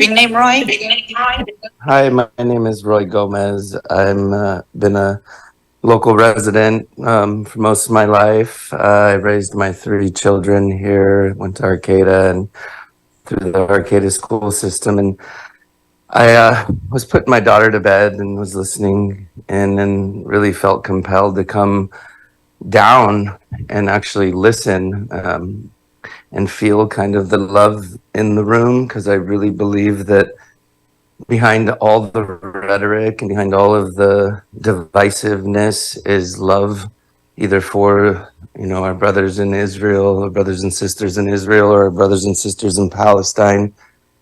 And I think really the council should kind of consider understanding that war in general is wrong, and we're here trying to figure out this this budget, and I think Congress, Democrats and Republicans need to consider the fact that we can't afford wars anymore. It doesn't really it conflicts with domestic issues. We have so many different domestic issues, from houseless people into the drug epidemic, and really, like, we're in debt, and to raise the debt ceiling so that we could go fund more wars, no matter where they're at, it's just wrong.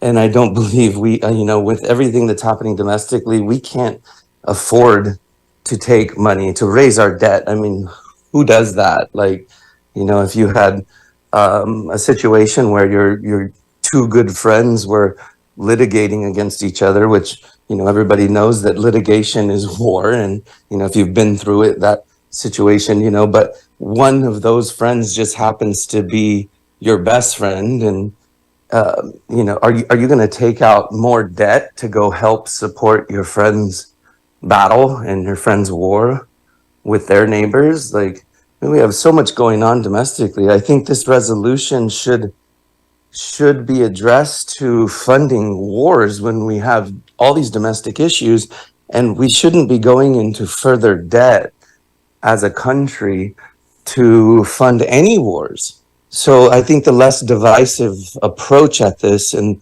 so that we could all look at each other locally and understand that we all believe, everybody in that room, I'm sure, believes that war is horrible, that war is something we don't want. We don't want war, and we can't afford it. No matter what side you're on, like, we have to all agree that we have enough domestic issues. And if the council... Thank you, Roy. That is your 3 minutes. Thank you. Thank you. All right, our next speaker is Layla. Go ahead. Is that okay? Thank you. Assalamu alaikum wa rahmatullahi wa barakatuhum, which in Arabic means hello, peace to you, and may you receive the Creator's mercy and blessings. Yes, my name is Layla Roberts, and I live in Humboldt Hill, and thank you to the City Council for bringing forth this resolution for public discussion. I support demand both for an immediate ceasefire and hostage exchange. In passing it, we would join a large and growing number of leaders across the country pleading for sanity to prevail. We know about the cities of Providence and Richmond, but there are more to come. We would also join the 500 federal political appointees and their staff who signed their names to a statement protesting the Biden administration's policy regarding Israel just this week. And in this resolution, in this commitment, I also see a commitment to learning the lessons of our own past. We're deeply familiar here with the generational trauma that genocide, land theft, child theft, and cultural oppression creates. I am Arab American, was born and raised in North Africa and in the Middle East. In my circle of care are Israeli Jews and Palestinian Muslims and Christians who have lost people they love, both to the Hassam and Qassam brigades' shocking and brutal attacks of October 7th, and to the government of Israel's illegal, brutal, and indiscriminate military assault in Gaza.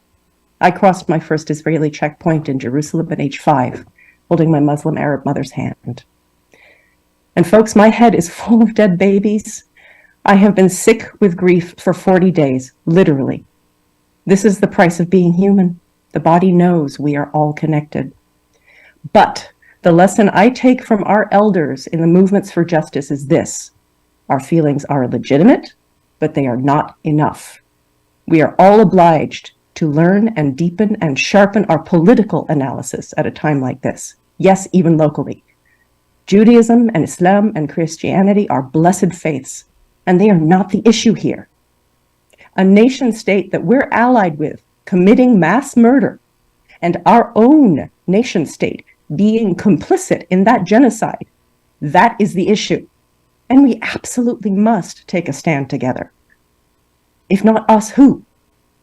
I am afraid to wear my keffiyeh in public, but I am more afraid to be forced to bear witness to bloodied, burnt, and broken dead babies. We know our federal government has pursued many unjust wars. It often ignores international law, and right now it is ignoring the voice of the majority of the US population who wants a ceasefire. You may even have heard that many of the families of Israeli hostages are demanding just that, an immediate ceasefire and hostage exchange. Let's listen to those most harmed. Thank you, Leila. That is your 3 minutes. Thank you for your comments. We'll take our next speaker. Our next speaker is Oren. Go ahead, Oren. Hello. My name is Oren Ashon. I'm a resident of Eureka and a business owner here. I'd like to read a few words I wrote down today. As a Jewish resident and a business owner in Eureka, I'm asking you to reconsider your involvement. This will set a dangerous precedent in this county and will put all residents here in great danger. Israel is my birthplace, was brutally attacked on October 7th by an evil terrorist organization, which was morally and financially backed by an evil axis of countries who want nothing but evil. Calling for a ceasefire without acknowledging that Hamas is a terrorist organization, not acknowledging that Hamas is using civilian facilities like schools, mosques, and hospitals as their bases, and forcing civilians to stay in Gaza, using them as human shields, while firing rockets at Israeli civilians for the past 20 years and more, is selective language that does not acknowledge the reality of what is going on. I urge you to craft your wording very carefully in a way that does not legitimize hatred toward any minority, beyond any shadow of a doubt. I ask you not to extend a hand to murderous terrorists. Please notice who were their first casualties. They were peace-loving people, just like yourself. Instead of advocating for a ceasefire, I urge you to advocate for peace. Thank you. Thank you. Next speaker.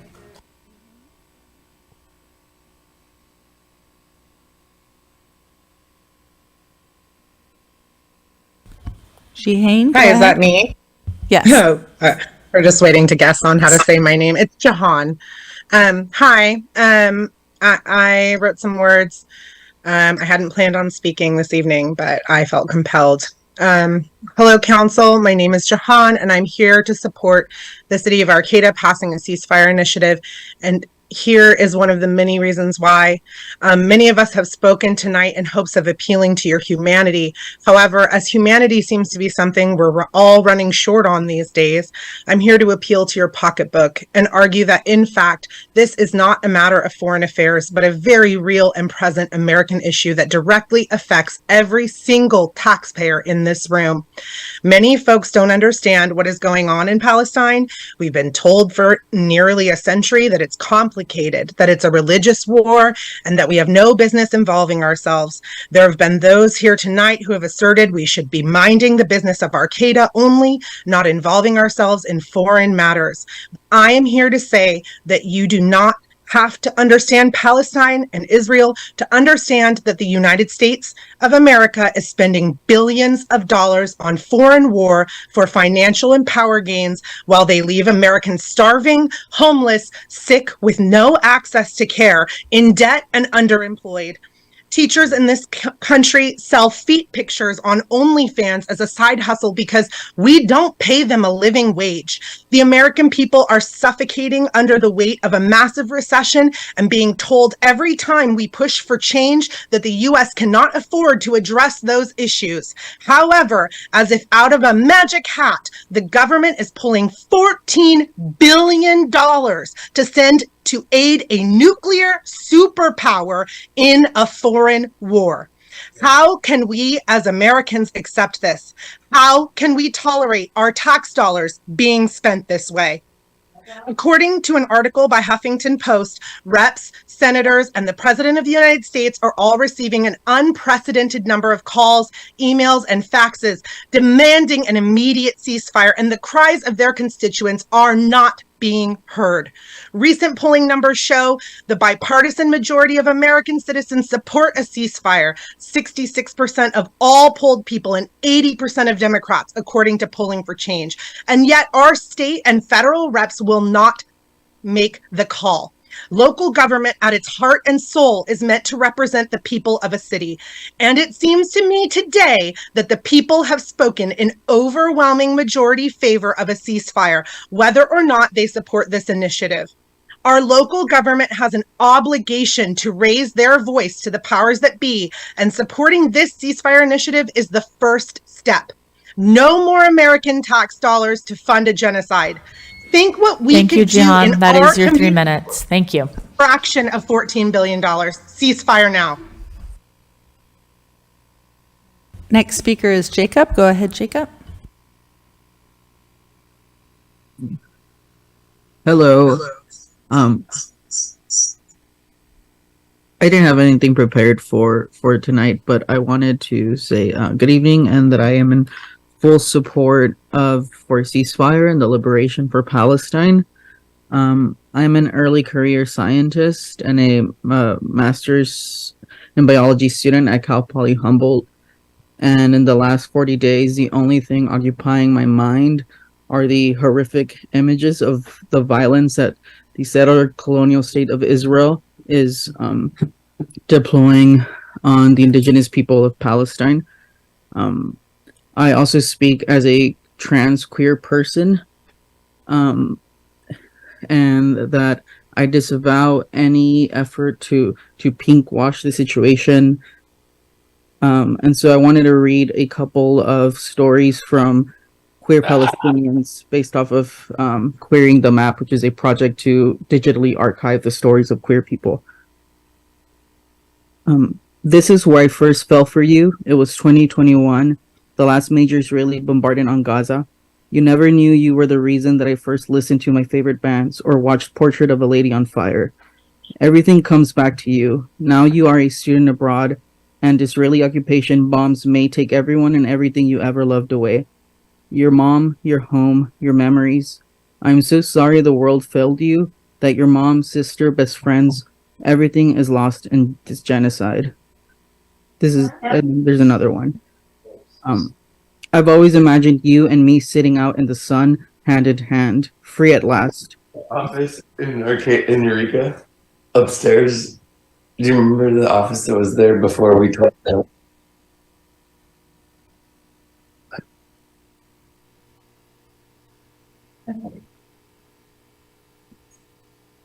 My hand's up. Our next speaker.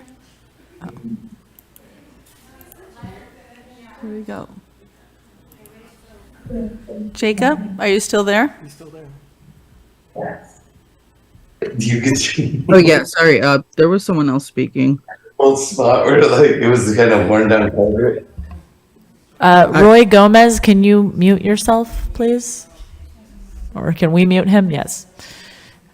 Okay, you have about 1 minute left of your time, Jacob, if you want to go ahead. I'll continue reading more stories. I've always imagined you and me sitting out in the sun, hand in hand, free at last.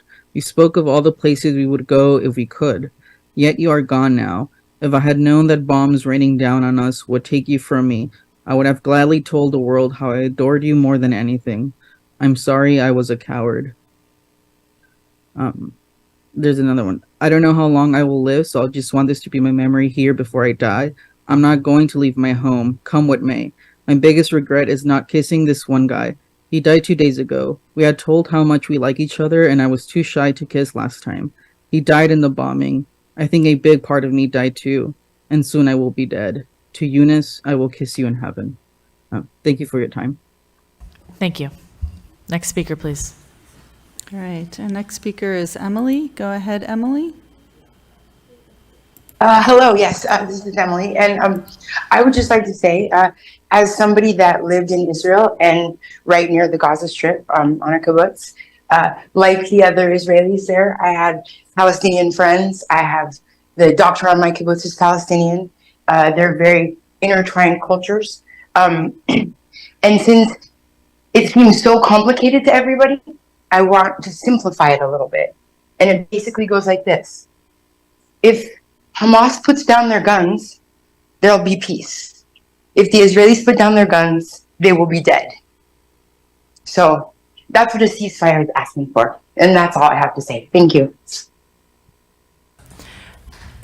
City Manager, how many more commenters on Zoom do we have? There are 2 more commenters. Because I know we have some requests to take a quick break. Okay, so we'll take these last 2 comments and then we will take a quick bathroom break and come back. All right, our next speaker is, it says Frame, twice. My apologies, it didn't change. My name is Ricardo Bacart. I am a substitute teacher in the Humboldt district, and I wanted to join this meeting and say I stand with Palestine and the 10,000 dead Palestinians and this resolution. I stand against the Israeli apartheid and its occupation. I would also like to say any person using this conflict to inflate anti-Semitic rhetoric is not part of this movement. We actively participate in the Arcata demonstrations, and I want to also put in, I like the idea of people who have a problem with the protests, specifically people feeling that it's coming from a place of anti-Semitism to join these demonstrations. Conversations are what's going to help us understand the genocide that is happening and how one-sided the death of these Palestinians truly are. I would also like to say we are actively participating this through our taxes and our occupation of stolen native land. Our eyes should not be closed, and if you feel uncomfortable in the streets, maybe it's time to do something about this. We should feel uncomfortable. We should feel disheartened. Palestinians are dying every day. Children are dying every day. And it's time to say something and not turn our eyes away, no matter how hard it hurts. Thank you. All right, and our last online speaker is Amy. Go ahead, Amy. Hi, my name is Amy. I'm an alumni of the Environment and Community Program at Cal Poly Humboldt. I'm sick right now, so I unfortunately could not make it in person to stand side by side with my fellow community members. I'm calling in to express my complete and wholehearted support for the resolution for the liberation of Palestine put forward by Humboldt for Palestine. I echo support for the resolution in demanding an immediate ceasefire to stop this current iteration of Israel's genocide of the Palestinian people, which has been going on for over 75 years, and to remind you that violence does not exist in a vacuum. In this light, I wanted to highlight just one of the many manifestations of violence enacted by the Israeli state through the occupation forces, also known as the Israeli Defense Forces, or IDF. I wanted to encourage folks here to research the project of deadly exchange to fully understand how the U.S. and Israel partner in carceral violence that manifests across our local communities, including in Humboldt.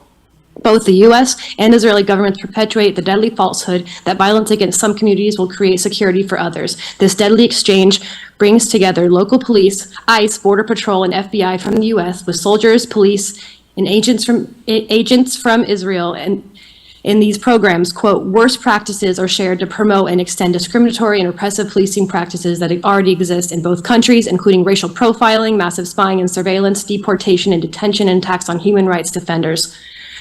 These exchanges are organized by a range of governmental and non-governmental actors. I wanted to bring this up to highlight the connected, inherent settler colonial violence that exists between Israel and the U.S. and the necessity of a collective safety and a collective justice. As I keep hearing people tonight refer to the need for, quote, peace and to, quote, stay out of the politics of other places, and that, quote, issue is too complex. But I am fully aware that people here only making vague calls for peace tonight really mean they'd rather us remain ignorant and apathetic to the genocide and ethnic cleansing of the Palestinian people going on in front of our eyes. It is not complex, it is genocide. Peace and justice will occur when Palestine is free. You cannot do a performative land acknowledgement in one breath and criticize Palestinians' right to freedom in another. Blood is on the hands of every politician, local included, journalist, influencer, others who have spread the lies and propaganda put forth by the apartheid government, manufacturing consent for genocide. I am with my community members in condemning the ongoing and continuous ethnic cleansing of Palestinians in Gaza, the West Bank, and all of Palestine, and naming collective punishment as an explicit war crime, as well as condemning the slaughtering of over 11,000 people,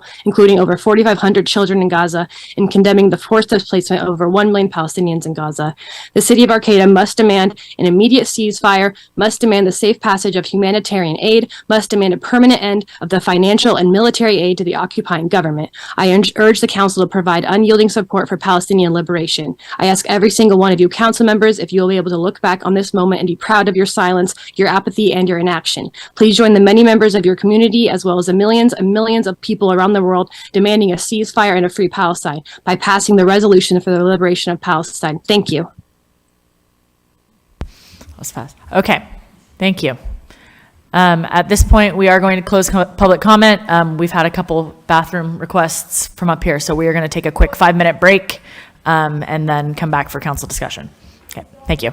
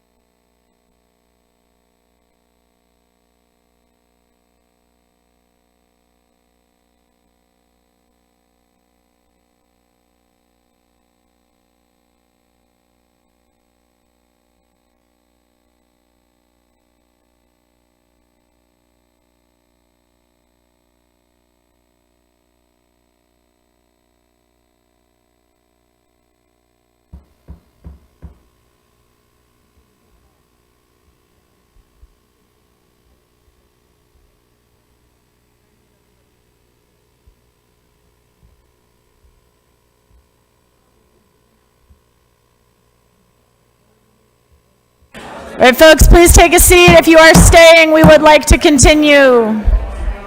Thank you.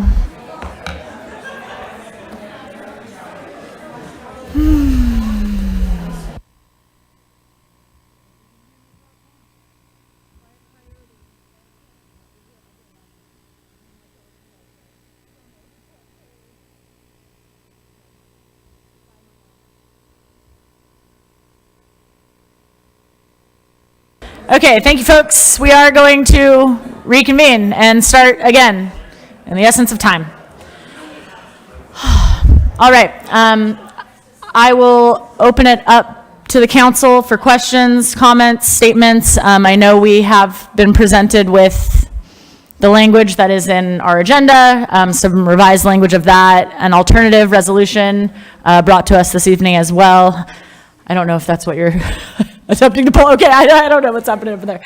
And so, you know, what direction people are going. If anybody wants to make a statement, I'll turn it over to the council, or I can lead us off too. But yeah, no, just a point to discuss. I'm curious, you know, what you guys think.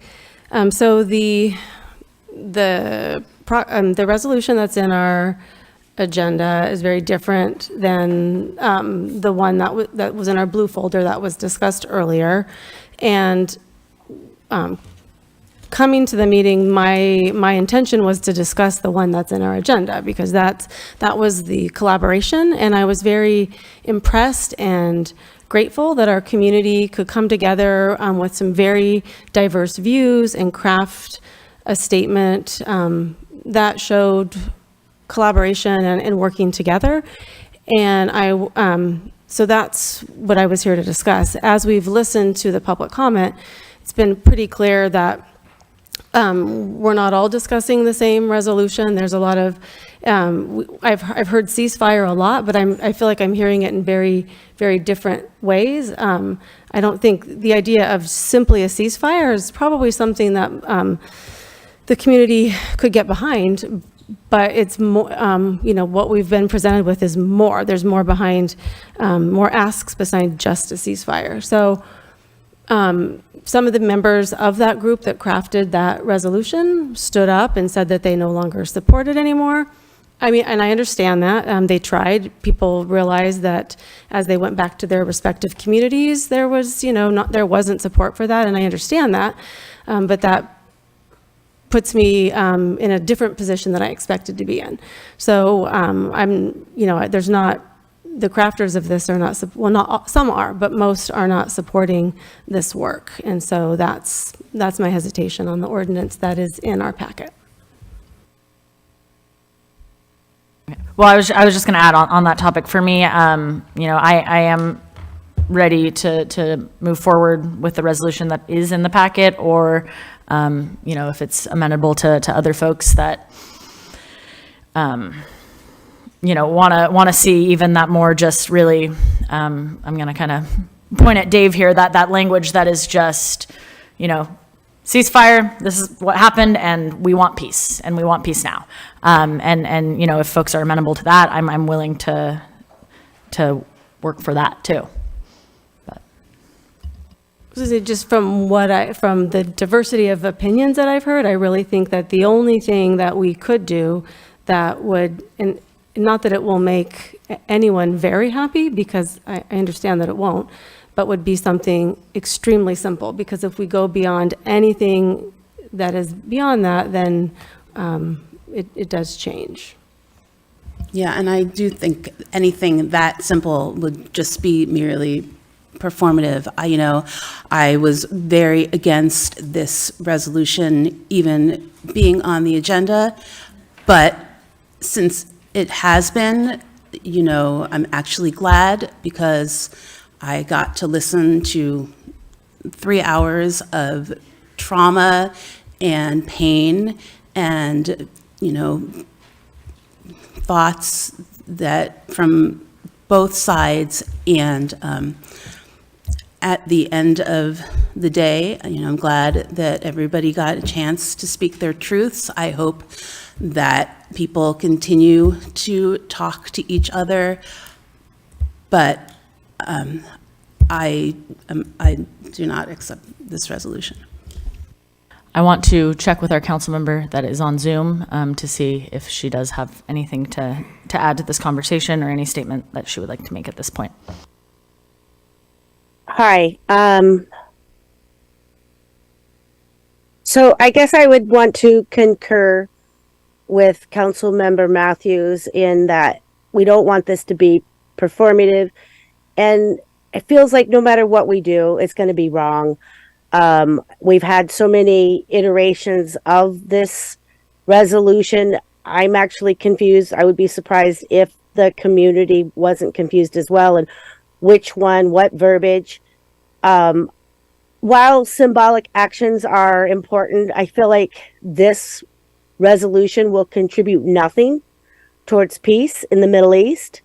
It will, however, further divide our community, and hearing from folks on both sides, hearing that Temple Bethel, the only Jewish temple in Northern California, now requires a paid armed guard to hold services because local police are unable to provide services.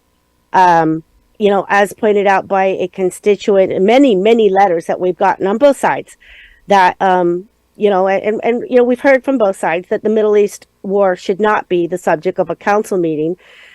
We are charged first and foremost with the safety and security of all Arcata citizens.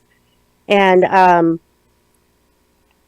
that's what I feel like we have a moral responsibility to keep our citizens here locally safe. I would love it if somehow our proclamation made a difference, that we would wake up tomorrow and there was a ceasefire. But I think more importantly, as one of our constituents came up, I think it might have been Sherry, saying that in order to make a difference, then we need to look not locally, but we need to contact our senators, our president. I could go on and on. So I guess, being that this resolution has been put forth, I'm going to have to say no. I've been overwhelmed with the eloquence of a lot of you. I will just have you know that local government is hard. None of us ran for office with the vaguest idea that this was going to be, something that we had to grapple with. So run for office, keep the conversation going. My term's up in 2026, run for my spot. But I'm here now and I'm going to say no. So I did prepare some words that I wanted to share because I kind of don't share the sentiment. Because at first I did, that this isn't in our wheelhouse. But then I reflected on why I ran for office. And I think an important piece of that is to have a platform and to be able to give voice to that platform and to listen to people. And so before I go too far off script, just as a teacher of history and of ethnic studies, I've done a lot of grappling with this particular history and also, systems thinking that plays into this. So I'm just going to read what I wrote. But so sometimes we need to have uncomfortable conversations up here where we don't always agree because our community has brought us here. Our community has no room for hate of any kind. We stand against anti-Semitism, Islamophobia, and other forms of oppression and hate in our community and support peace and justice both internationally and locally. Arcata has a long history of taking stances on international issues, from the Iraq War to weighing in on the threat of nuclear weapons to being part of the sanctuary city movement to this moment we find ourselves in now. We have a generation here of students, writers, scholars, thinkers, activists that are calling on their communities to dismantle narratives of settler colonialism like we demand in our own land acknowledgement. We have the opportunity to impact these legacies of colonialism in real time as we look at the imperialist history that has impacted the stability of the Palestinian people and the entire Middle East and, honestly, the world for generations. My conversations with local leaders in this movement has brought to the forefront the intersectionality of these conflicts and how standing for Palestinian freedom and for a peaceable solution in the Middle East has ripples of impact to marginalized communities everywhere. We have the power to call for peace. And my argument is largely from a place of condemning the acts of the American government, and that American aid is being used to further militarize in the face of humanitarian crisis. We as citizens of the United States can say no more. We can demand that our tax dollars are not spent on weapons and arms that are being used in the indiscriminate killing of civilians. We must hold other nations of the world accountable and hold ourselves in our own country accountable for this type of violence. Today, the Security Council of the United Nations, with support from 2 permanent members, France and China, passed a resolution calling for urgent and extended humanitarian pauses in corridors throughout the Gaza Strip, focusing in on the international urgency to end violence and make sure that all residents in Gaza have access to humanitarian aid and basic necessities like food and water. Passing this resolution and calling for a ceasefire will have Arcata join countless other entities, elected officials, communities that have done the same, including the cities of Richmond, Providence, Rhode Island, Kadai, California, and more than 500 U.S. officials that have condemned Biden's Israel policy, representing more than 40 government agencies, including the State Department. We have local partners in the Yurok tribe. The Humboldt County Democratic Central Committee and the City of Eureka will also be looking at this resolution at their next meeting. We look at our own local community, protests taking place on the streets of Eureka, the Arcata Plaza, coming here to our council chambers. These people stand in solidarity with thousands, hundreds of thousands of Americans protesting in DC, New York, San Francisco, being arrested in the federal building in Oakland, and attending meetings in Berkeley, California. The people of this nation are speaking, and they are demanding ceasefire. And so I stand with those in this room and will continue to work with those of you that I've already been working with and in our community to bring folks together to keep this issue in the forefront and advocate to write and communicate with our members of Congress and stand with our members of Congress that are already working tirelessly to have these voices be heard. Because again, that's another reason I ran for office. I have been let down by elected officials too many times in this country, not standing up for people and for humanity and for what is right. And I stand with those members of Congress like Ocasio-Cortez and Ilhan Omar and Cori Bush that are bringing these resolutions to the floor and making Congress talk about it. And so I would move forward with either of these resolutions before us tonight. I don't think that's what's going to happen, but I will make a motion to adopt resolution number 234-21, the resolution that is in our agenda packet calling for an immediate ceasefire in Gaza.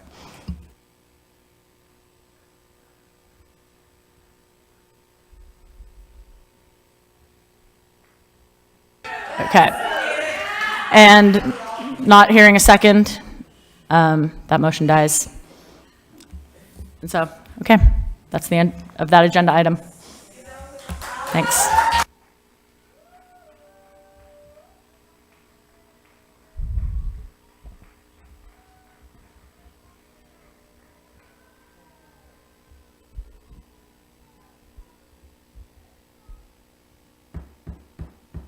Okay, we will now continue with our next new business item this evening, which is a large one, which is to consider direction to staff on the General Plan 2045 comprehensive update. Do we need to take a break? Nope. Okay.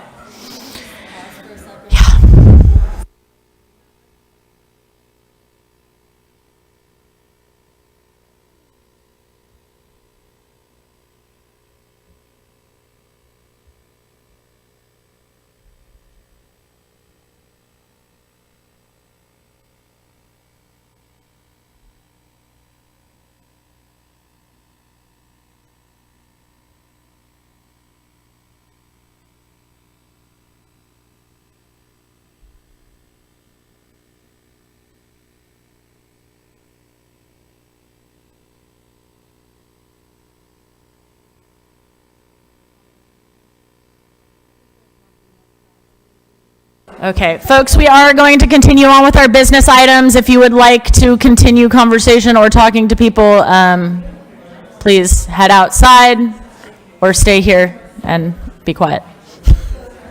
Yeah. All right. So again, item C under new business tonight, consider direction to staff on General Plan 2045 comprehensive update. Do we have a staff report this evening? Yeah, Mayor, Council, and community, this item before you tonight is the result of conversations from the City Council Planning Commission study session, last study session that we had on the general plan. And during that study session, one of the planning commissioners actually brought up, as we were talking about some of the policies that were specific to the gateway, brought up the concept that several of the policies that were currently housed within the gateway chapter would be appropriate to be throughout the community without the entire general plan. And so this item really is just seeking direction. A couple of the council members and a couple of Can we please minimize the conversation? We are trying to continue our business agenda items. Thank you. Thank you.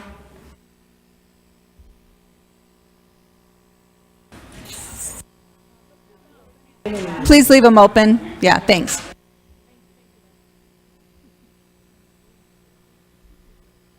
But appreciate the idea. All right, the item before you tonight really stems from the last City Council Planning Commission study session around the general plan policies.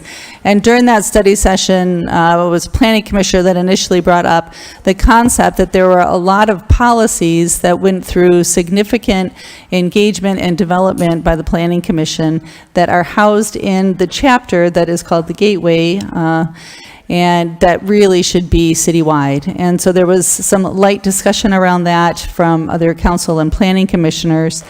And that discussion is what resulted in the agenda item before you tonight. And it is a check-in point from staff, just really looking at if that is a direction policy that the entire council would like to look at, broadening those policies, that is something that staff would like to know now if we are to pivot and to kind of work on what that would look like as we spread some of those policies through the general plan. So that really is the impetus behind how that agenda item got on the agenda tonight, is from that study session. I did, just because we've got our city attorneys kind of looking through fresh eyes of all of our planning, some of our planning documents, including this planning process, just said, can you just think of it with fresh eyes, not having necessarily the history of how we got here, and say, what makes sense from an outside perspective, just looking at that. So I can ask Doug to comment on that a little bit. We did I did ask staff to pull out all the individual policies and put those in kind of a large table that is in your staff report. Not expecting to go through that in detail tonight, but really just looking for that pulse direction. Is that something that you want the staff, the Planning Commission to work on in terms of broadening, I'd say a majority of the policies that are sitting in the current Gateway section into, basically the general plan citywide. So with that, I'll just see if Doug had some comments and then we'll turn it back to you. Yeah, so council, one of the things we did when we were going through, right now we're kind of in the draft environmental impact report stage, which means that we're at the stage where first draft has kind of come in for the consultants and we're going through and we're looking at it. We've had a chance now to kind of be part of the community for almost 2 months and get a feel for some of the issues that you're facing, as well as kind of look at, from a financial perspective, maybe what makes sense, as well as like from a planning perspective, working with David and your planning department to figure out whether or not there are some planning recommendations that we could make to you that might make sense to kind of have consistency. So I want to be really clear, tonight we are not talking about Gateway. We are only talking about Gateway in the context of taking some of the principles that are in that and extrapolating it to the community at whole. And taking those concepts and the money that we have made available to us through grants and cost savings that would be realized, to be able to maybe figure out whether or not this council would like to consider taking some of those concepts that have received a lot of comment and attention and maybe make those citywide, which would avail us of not potentially spending money later on to redo efforts or to patchwork the city to have some of these principles put into specific areas, again, having it to be community-wide. We are at what I would call the perfect pivot point, that if you were going to deviate and take those principles and make them citywide, that to go further would mean that we would expend money that if you were to ever change your mind, we would lose. And we're at the pivotal time to be able to make those changes while still being able to realize the timelines that are associated with the grant funding and things that are available. There's no guarantee, and I think David will probably talk to this, that if we go citywide, that we'll be able to keep the grant money, and we would probably recommend that you budget to not keep it, but this gives us the best opportunity to potentially keep it and avail ourselves of it. So with this, again, it's about taking what has been viewed as kind of project ideas, making them citywide ideas, and I think it's important to mention that the zoning code and changes like that, those are separate documents from what we're talking about. We're talking about general plan guidance and things of that nature. So with that, I'm happy to answer any questions that you have, but I think David is going to pick up from here. Or do we have any questions for Well, I Doug think about that kind of piece of it? depending on the will of the council. But I should just comment that that is a good point that our city attorney White brought up, is that all that at least staff heard that came up at the Planning Commission study session was looking at the overall base policies. There will still be a form-based code. There are still several infill opportunity sites that are identified within the current general plan. It is the city's desire to have an individual form-based code for each of those areas. So there will still be a specific gateway form-based code should the council choose to go further down this path. And there would also hopefully be money in the new grant that you just authorized application for to develop out those form-based codes in those other infill areas that would be specific to those regions. So with that, maybe we'll pause for just questions, general procedure, and then we can certainly get into other details if you'd like. Great. Yeah, do we have any questions to start off with? Did you have a presentation or, I mean? I think I'll respond to questions at this point. Okay, so I guess this is the night for tough conversations. So, I have been involved in talking about the Gateway Area Plan since 2019 when I was on the Economic Development Committee. I was appointed to City Council in 2021. We've been talking about the Gateway Area Plan. I have spent my whole time on this council, focusing on this very specific plan. We directed the Planning Commission and gave them a timeline to come up with, their view. We've had study sessions. At this point, I feel like we're so close to the end with this Gateway Area Plan. I just want to sign it and start building some houses, and then, we can talk about the rest of the general plan. Unless there's more, don't get me wrong, like wide streets, bike lanes, all of those things are wonderful, and I hope and will make sure that they are in the general plan, that iteration. But right now, I feel like Mayor Schaefer and Councilmember White and I, have really felt the weight of this decision. And I feel like it would kind of undermine the responsibility that the three of us felt and the work that we put into it to all of a sudden say, let's just blend it in with the rest. Well, that was helpful because that, from my perspective, I wanted to hear from the three of you because I feel like that deserves a pretty heavy weight because you have carried the weight. And I just want to be really clear that even part of the reason that it's on here is I was one of the people that raised the question, asking if it should be, and it was a question. It wasn't that I necessarily think it should, but as I was reading, because I have been essentially, blocked out of a lot of this. So as I was reading the general plan with fresh eyes, and a planning commissioner suggested something that I was actually thinking, and then I kind of added to what was said in that meeting and brought up the question of, are we handling it the right way?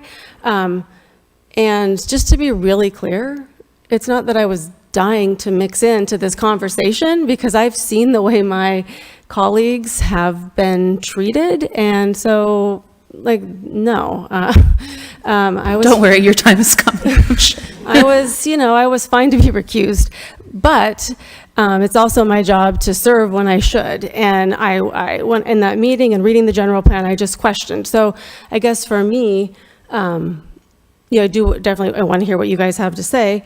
And it's my understanding, and David, I'm looking at you to correct me if I'm getting it wrong, but that we were looking at some of the principles being folded into the general plan, and then the the specifics, like I know people are afraid of that we're talking about higher buildings, 7-story buildings in other parts of town, and that's not what this discussion is, because it's my understanding that we would have a separate form-based code for each neighborhood that we are addressing. Therefore, I would still be recused from the gateway, which is, again, fine with me. And I'm just emphasizing that because words keep getting put in my mouth that just aren't true. And if we, so I'm open is what I'm saying, and just to whatever we think is the best process forward. And if there's 4 of us here, and if the 3 of you feel like the path that we're on is the right path, then I absolutely respect that. I'm questioning if it's the right path, and maybe we should just veer a little bit, so. Kimberly's hand is up too. I will let Kimberly go first. Go ahead. Thanks. So I guess I wanted to clarify something first. Did our city attorney say that if we go citywide, we will lose that grant money that we fought so hard for? So the grant funding that we have for the Gateway Area Plan is largely through our SALC grant, the Sustainable Agricultural Lands Commission grant, and Conservation grant, excuse me. Is about $250,000. And when this agenda item was scheduled, we had initial conversations with our representative, and they actually understood that the purpose of their funding was largely to support infill development, which would in turn protect the green belts around the city of Arcata. That was the way that we wrote the grant, and that was why they awarded it. And so our rep recognized that having more protection of those ag lands through more infill development would enhance the purpose of the grant, and was receptive to having a discussion around modification. Obviously, our rep wasn't able to make a call, and we weren't asking them to make a call on that conversation. And in fact, we asked them not to put any energy into bringing in others in their organization to address that until we heard from the council whether or not they wanted to pursue this or not. And so I left that conversation encouraged that we would be able to make an amendment to our grant agreement, but without a surety to that fact. So my recommendation is that the council anticipate that if they eliminate the Gateway Area Plan, that staff would work hard to try and retain those SALC funds, but that they wouldn't be guaranteed. Okay, thank you. That was, thank you. That's helpful. I'm sure that everybody attended last night's Planning Commission, and I just want to clarify. I know that we had brought this to the table because Dr. Judith Mayer, Planning Commissioner, had said that it would be great if several of these policies could be citywide. And I remember at the study session that I said, yeah, I concur. There were 2, and I'm sure that there could be a couple others, but I guess I feel like the 2 that she was talking about was inclusionary zoning, which was discussed last night at the Planning Commission. And then the other one that she was speaking about was bike facilities. And as Council Member Matthew said that, she wants to make sure that we have wide street bike lanes. And so I just want to say that that's not off the table, because, we've been getting emails from constituents, CRTP, because those are very good things, and they want to make sure that those do go citywide, and they can. And we can do that without having to fold our Gateway Area Plan element into the general plan. And I feel like with all of the work, as Judith had pointed out, it will be a slap in the face to the Planning Commission. It's definitely a slap in the face to the community, and everyone that has been working so hard at it, in my humble opinion. I would prefer, my vote would be to keep it and retain it as an element of its own. And certainly those things that we have worked so hard and we like that should be possibly in citywide, that we put it in the general plan accordingly. One of the other things that, how do I say this? One of the things that was brought up by Judith was that the two council members that she had asked, David Loya, our city community development director, because it said, well, it stated several council members and a planning commissioner wanted this to come on the agenda. And so she was left scratching her head. I was left scratching my head like, well, who? And as it turned out, I feel like it was a little bit mischaracterized for Judith because she did not want this folded in. That was never her intention, to abandon the gateway area plan element. It was more like we want to include inclusionary zoning and the bike facilities in that general plan. And the two council members who requested it, according to David Loya, was Stacy Atkins-Salazar and Alex Stillman.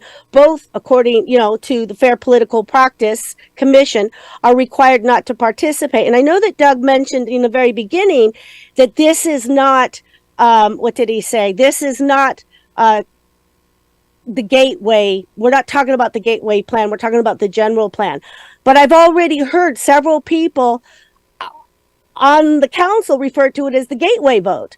So I guess, we're looking at optics, and my concern is, and as pointed out by Judith Mayer, was that we can't have two people weigh in on the gateway area plan, have request that we consider to retain it as a stand. Let's see, I'm trying to look at my notes, and I apologize. I've been sick going on 10 days, probably running a fever. But anyway, I just want to point out, but both of these individuals who currently must recuse themselves will no longer, my understanding, will have to. And so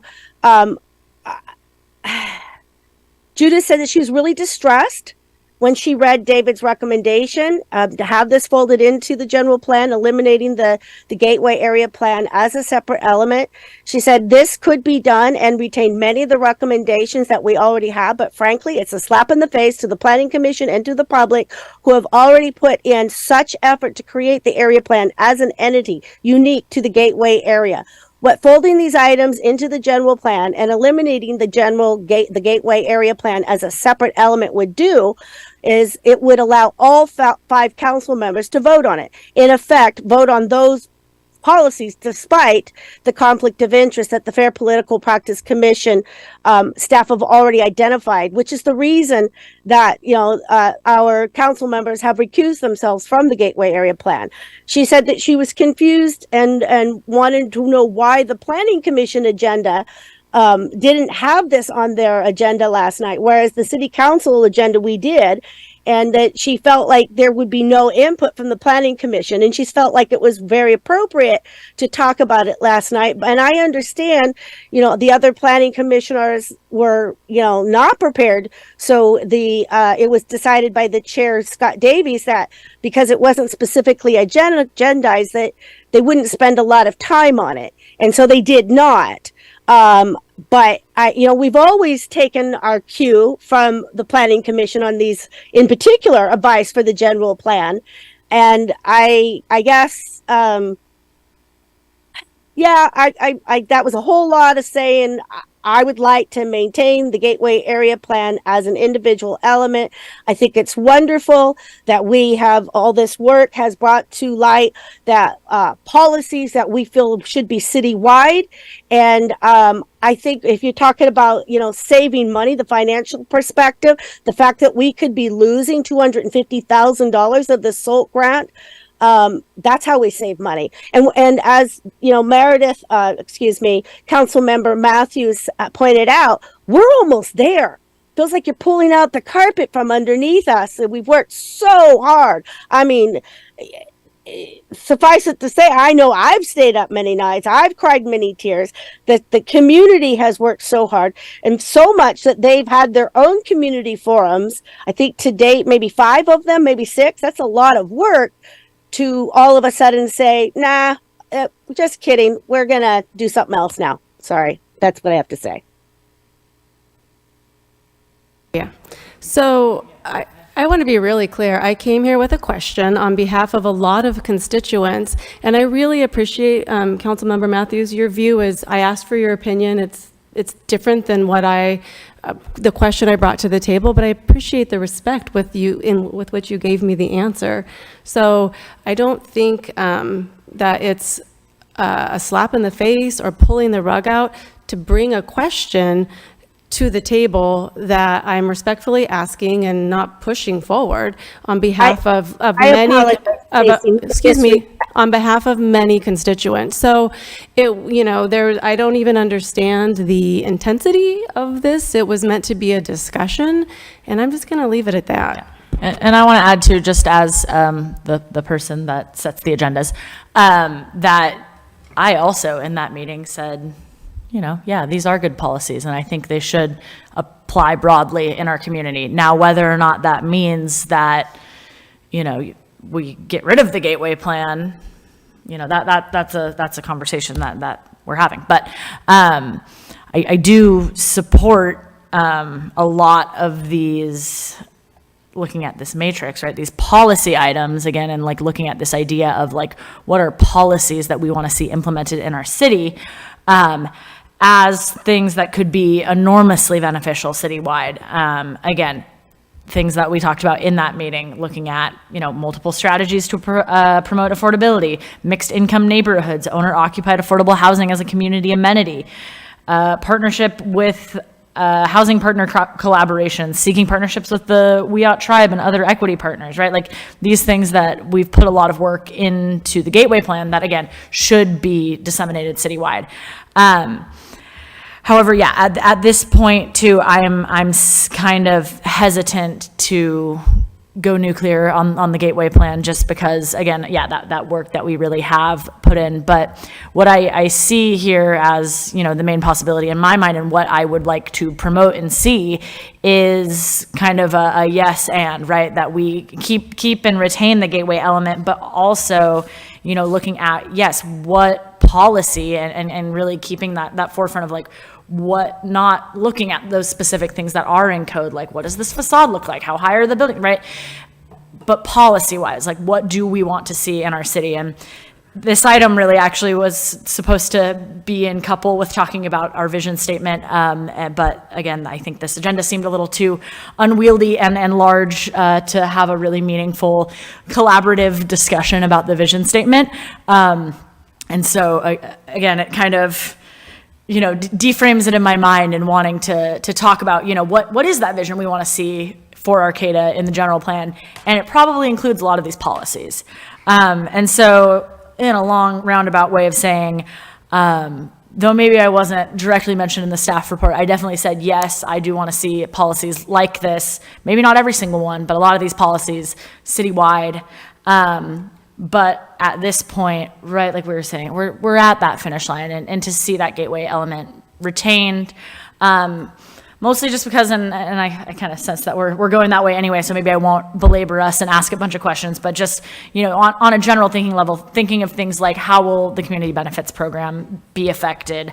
How will we work and designate, building heights and different form-based codes? What does that look like across the city? And so kind of thinking about some of those questions and just how much work we've really put into like the community benefits program, and seeing that, maybe not directly exist in the gateway, or, the possibility that we have something like that in these other codes and these other form-based codes that we're looking at creating in these opportunity zones. So that was kind of a long-winded way of saying, I would like to see the gateway element retained, but I also would like to, and maybe support the Planning Commission in exploring which of these policies should be disseminated citywide, and which ones are already kind of in the general plan already, and which ones could be added to kind of bolster what already exists in the current draft.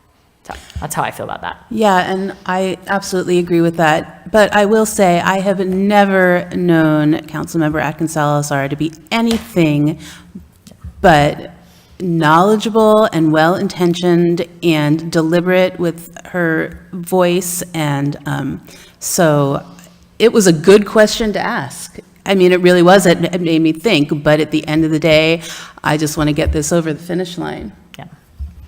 And I'm happy to let you three get it over the finish line. And just, because I feel like I've said this and I don't think it's being heard, so I'm going to punt to our attorney.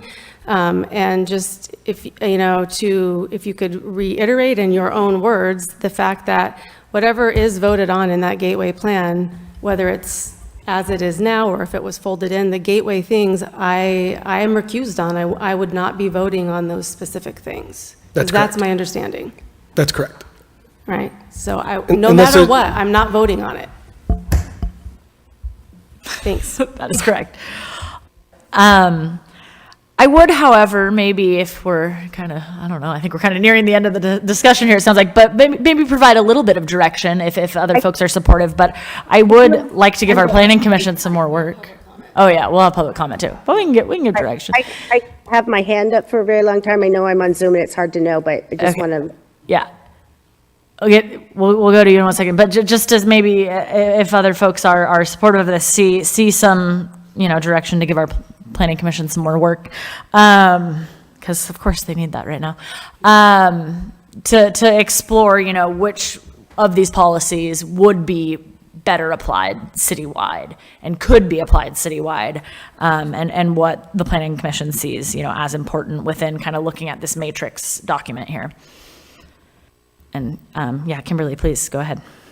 Okay, I want to apologize to Councilmember Stacy Atkins Salazar, because there was no disrespect whatsoever intended. I was merely repeating what I heard at last night's planning commission. The rug being pulled out was mine, but that wasn't directed at you. It was just directed in general of having to no longer keep it as an element. Felt like that. Maybe I was a little dramatic. It's been a very intense evening.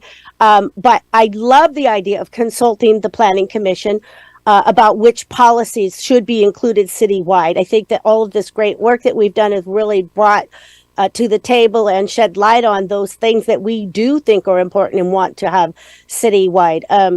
Judith gave an example of such as like cities like San Francisco have zoning codes specific to individual neighborhoods. Each have their own zoning categories, and there's a lot of ways of doing this. So bringing it, back to the planning commission and asking, some direction or seeing what direction they might recommend and going forward on that. I want to definitely explore those ideas. Because, as pointed out by, I guess, many of us, there were a lot of policies that were great policies. Not a lot, but there were several policies for sure that could be applied citywide. Okay, at this point, I was just reminded that we have to open it up for public comment. I thought all the public comment happened. No, we're on a new agenda item. So I would invite folks to please come up to the podium if you are here in person to make comment. And if you are on Zoom, now's a good time to begin by raising that hand. Hello, my name's Joanne McGarry, and I have followed this process for the months that the Gateway Plan has been made visible and available to the public. I really do think that whoever chooses to do their urban planning dissertation on what Arcata did in the years of 2019 to whenever in planning for their future, it will make probably a very interesting dissertation. But I really do think that for so long, the history of this whole process has been people asking, but what about the general plan? And what about people getting much more involved like they historically did in previous general plan activities? And then all of a sudden this big elephant of a plan called Gateway, came first and foremost in everybody's mind. And it's just sort of astonishing to me that our city is always having to like react. The previous discussion we had about the Middle East, you know, we are not prepared to deal with these kinds of things. We don't plan our planning. And it is not just and right to all of a sudden pivot to, oh, let's just forget the Gateway Plan and just incorporate all those wonderful concepts, you know, citywide. You know, I'm not a big fan of the Gateway Plan, including its name, but we have come this far, and this is the way we need to proceed. And yes, the general plan is really important. There's some good things that can be culled from the Gateway Plan and culled from other ideas, you know, and put into the general plan. But don't mess this, you know, don't stir the pot anymore on this. I'm sad that only 3 of you have to vote on it, and the decision to go to the FPPC was an interesting one to discover, you know, the conflicts of interest. So we have what we have, and like I say, it's going to make a great story for somebody who, you know, does a academic paper on it. Thank you. Hi, my name's Ursula Newman, and I feel that it's a big but important topic to extend stuff from the Gateway Plan into other areas. I think it's important, like what you guys said, is to start small and go from there. Like, let's wrap up the Gateway Plan and move on. You've already fought really hard for it. So anyways, I know you just said that the extension of the Gateway Plan doesn't necessarily mean taller buildings, but I still want to say this, which I'm sure you have already heard from many people. But I think that buildings of 4 stories or more, or allowing commercial stores throughout Arcata is poor planning. We don't have that much space to work with when it comes to city planning in Arcata. I believe we can facilitate more housing and low-income housing into areas like the Gateway area. There's a lot of underdeveloped and underappreciated areas that can be better incorporated into Arcata as enjoyable and affordable neighborhoods. Other areas that we can maybe look to for change is the Giantoli area and the southernmost section of West End Road. We are here in Arcata, and we are on Wiyot land, and because of the history of colonization in this area, the cities are really not planned well to begin with. The land has a history of being industrialized heavily for monetary gain, and a great example of this is to look at what we have surrounding our bay, and you know, and then also along the safety corridor, there's like a big dump that they just buried with dirt. Like in most places, the bay would be this ritzy place, but instead it's been industrialized for monetary gain. So anyways, I think that 7-story buildings and higher densities in all of Arcata opens up the gates to the wolves, and people would just come and buy up any and all land to put up apartments. So I'm against anything over 3 stories in all of Arcata, but that's not a topic for today. But anyways, I think that thank you for continuing to include the community in these discussions, and I think we all look forward to discussing an extension of certain gateway area policies to other places, but I hope you guys can just stick to what you fought for and not make it too complicated. Thank you. Thank you very much. Next commenter, please. Well, folks, it's been quite a night, and we're enduring, and we're trying to carry on. My name's Lori Waldorf. I've been a homeowner in the Sunset area in Arcata since '85. My husband and I are retired now. We've developed our property almost to the max, and I am very disturbed about what's moving forward. Just this last year, Alliance has become the screaming, it sounds like a motocross. Probably on the hour, we hear somebody on a motorcycle or a truck with a modified muffler screaming up into our peaceful neighborhood. You cannot supplant, there has been, Meredith speaks to this, how many years and meetings and community input for Gateway. That is a separate issue. We're not ready to put Gateway into any open parcel in the general plan. As a homeowner, we have been paying taxes into the city for years. And we bought with the idea, we know our zoning, this is a guarantee, we know how dense it's going to get, the noise factor, the enjoyment of being able to jog on the street. I won't ride my bicycle in Sunset. It is a parking nightmare. We are dense, drive through it. If they're two full-size trucks, you can't go down Western. It is almost bumper to bumper of cars. So any kind of future planning as infill that there will be no parking provided is not based on reality. I have neighbors on my block. It's a duplex. It's the rentals. We have an awful lot of rentals. That's fine. We get to know them. We're neighborly. We help them out. It's a duplex, 4-bedroom, 2-bedroom. How many cars do they have? 6. Next door to that is one of the original bungalows, 2-bedroom, 1-bath. They must have 8 people living there at any given time. They're typically 7 cars. Then their friends come, and there is absolutely nowhere to park.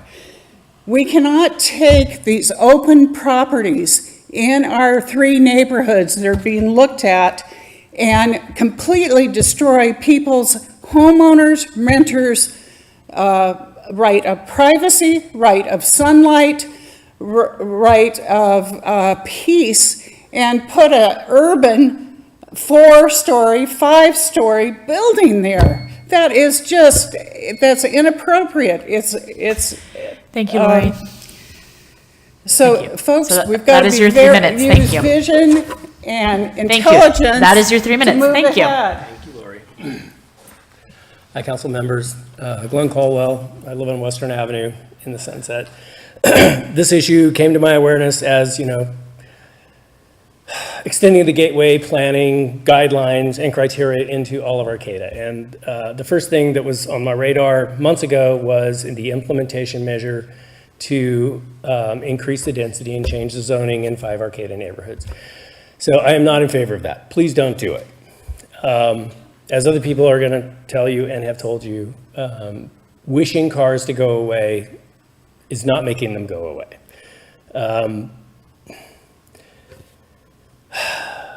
Please, if complete the Gateway project, increase density in that part of town. Great, do that. Great. Don't do it in the rest of Arcata. We're already densified. We already have ADUs and duplexes that are allowed to be built on single-family parcels. Please don't do it. Take it slow. Do the Gateway first. See how it goes. Here's the final question for you guys. If you really believe that the citizens of Arcata would want to have that kind of densification brought into the rest of the neighborhoods in Arcata, put it on the ballot. Let people vote on it. Don't do it by zoning, just willy-nilly changing the zoning in this town. Put it on the ballot, let people vote. If you think that the residents of Arcata in these neighborhoods are in favor of allowing a very large increase in density in their neighborhoods, let them vote on it. Thanks. Thank you, Glenn. Next speaker, please.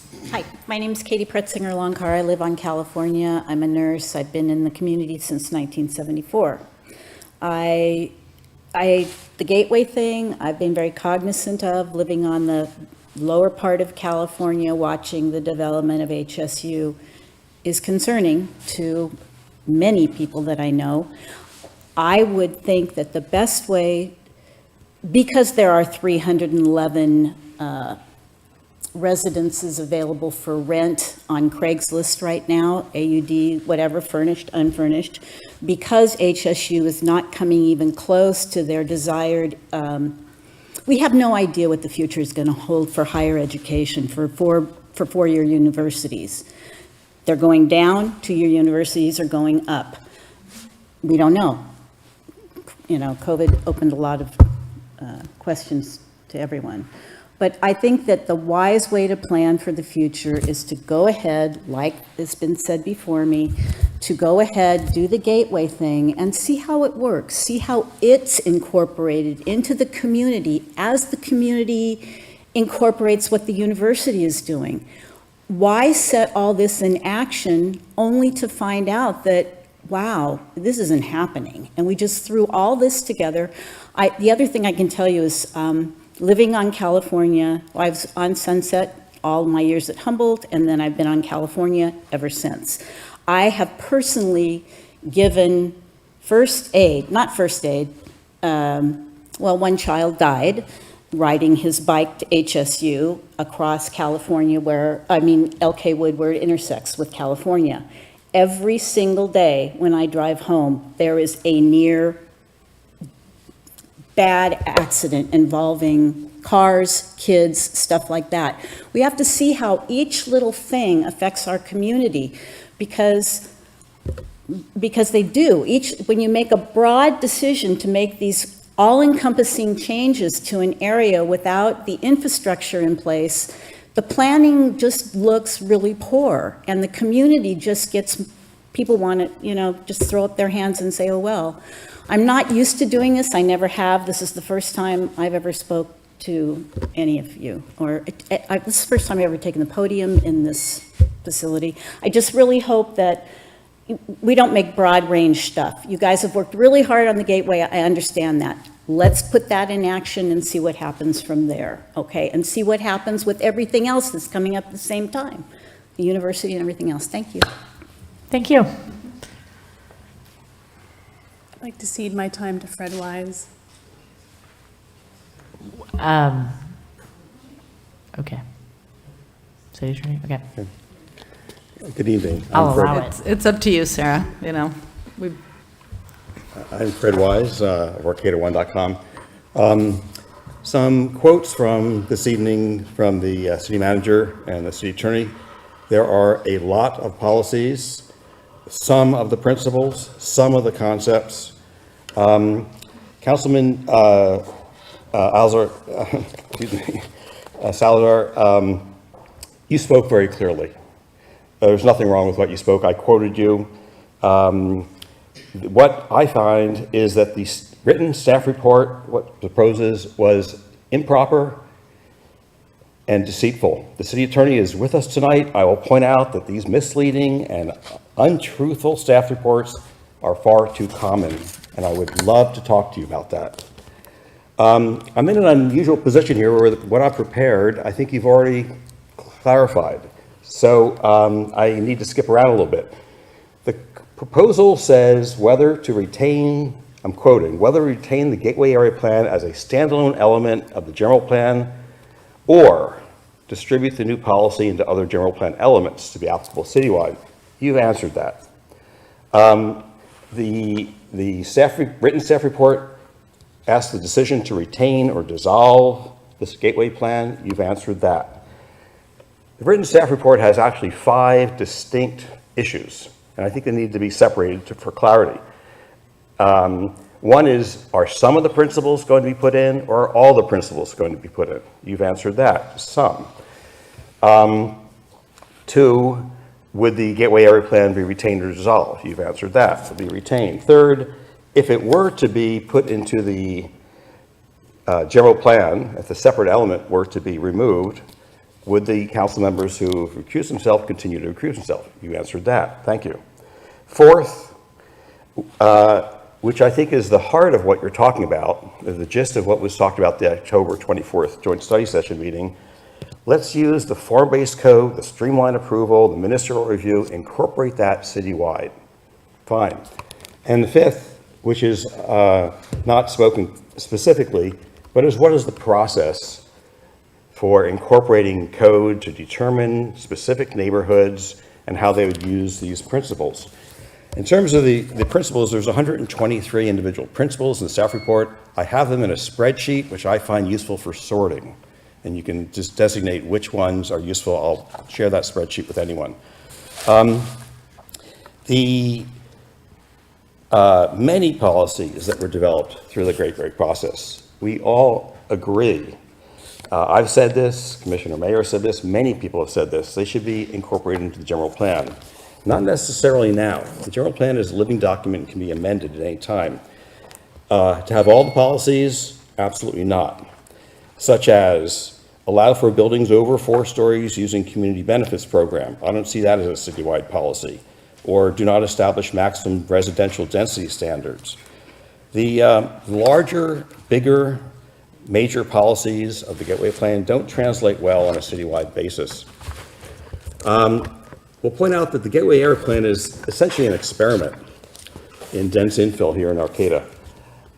We have promises of workforce affordable housing, home ownership opportunities, but these have not yet been worked out. They're still aspirations. We don't know how they'll be worked out. We still want them to be. And I say, build 3 or 4 apartment buildings, whether it's 2 or 3 years from now, see how it works. And you can bring in a lot of the major principles into the general plan after that point. As has been said, to abandon the Gateway Plan and abandon it as a separate element of the Gateway Plan, of the general plan, excuse me, I regard as deceitful, insulting, and against the 3 or 4 years of work. I think that if this would have been presented to the people of the city of Arcata 3 or 4 years ago, it would have been rejected outright. From what I hear, the people of Arcata do not trust this process of establishing new zoning in Arcata.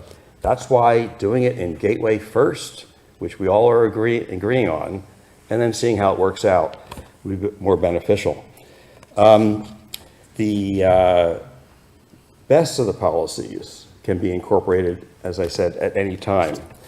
And I find myself in an unusual position speaking before you, because usually I'm in opposition, or I feel I'm in opposition, but tonight it seems that we're all in agreement.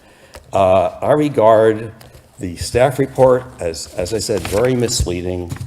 It suggests something which the council members did not suggest at the October 24th meeting. You suggested the opposite. I find this to be a waste of my time, a waste of the council's time. I'm glad to get it through, and we have clarity. That's it. I encourage the city manager, or the city attorney, excuse me, to contact me. 2 weeks ago, we had a misstatement or falsehood in the staff report. It happens regularly. Thank you. All right, thank you, Fred. Not seeing any other in-person comment, we'll open it up to Zoom. All right, our first online is Colin. Go ahead, Colin. Good evening. This is Colin Fisk with CRTP, the Coalition for Responsible Transportation Priorities. I just want to underline that most of the policies that were developed for the Gateway Plan are just good land use and transportation policies. In fact, mostly they mirror policies that are already found in other parts of the general plan, but importantly, they also build on and strengthen those policies. For example, the general plan has policies meant to minimize the need for costly and environmentally unfriendly parking lots in infill areas. And the Gateway Plan policy takes the logical next step of calling for most parking mandates to be eliminated. Similarly, the general plan has policies calling for prioritizing walking, biking, and transit. And the Gateway Plan makes a lot of those policies more concrete and specific by calling for things like wider sidewalks and more protected bike lanes and better pedestrian crossings. There are a few policies, of course, in the Gateway Plan that are specific to the Gateway area, but I think you'll find when you go through them that there are relatively few of those, and generally they can be easily incorporated into the form-based code for the Gateway area, since the zoning code is already and correctly the home for the specific rules and regulations affecting development and implementing the policies. So I just want to make the point that overall the Gateway Area Plan as a general plan element has turned out to be really just the next evolution of the city's existing body of policy intended to support people-friendly and environment-friendly community.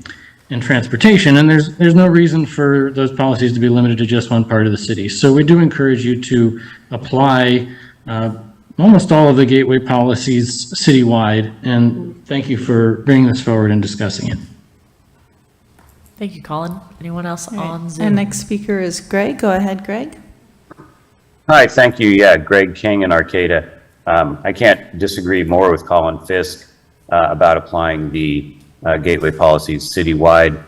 There's some kind of illusory aspect to the idea that if we build these communities with new, road striping with perhaps narrower lanes, etc., but we don't at all really restrict cars, that somehow things will be safer. There's some kind of psychosis happening right now in Arcata where people are driving extremely fast, even on narrow lanes in little neighborhoods, where the speed limit should be 15 miles an hour, and that's something you should do. And you see people zooming through at 35, 40, and really, truly crazy driving. And this will never be curbed unless you physically curb it. And the city is doing nothing at all to physically curb this dangerous, and as we've seen, lethal driving. Some of it is because of a distracted driver, a drunk driver, and the driver who had a medical emergency, etc. And, if you have barriers between cars and people on bikes and pedestrians, then you are providing safety. If you have paths, if you have guardrails, and things like speed humps. I was just in Portland and Corvallis and Ashland, and Corvallis is putting speed humps all over their city. That's a college town, where the college is the predominant industry. And the speed humps have the narrow little slots for the emergency vehicles, and they work very well, and they slow people down. And that's the only thing that is going to slow people down, is physical driver restraints. And until you do that, more people will die. People are going to keep dying and being severely injured on the streets of Arcata due to your inaction.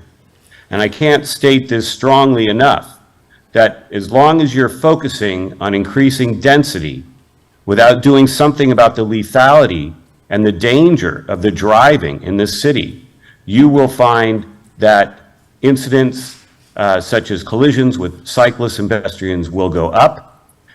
Nearly 20% of the 50,000 people die in this country by a car are cyclists and pedestrians.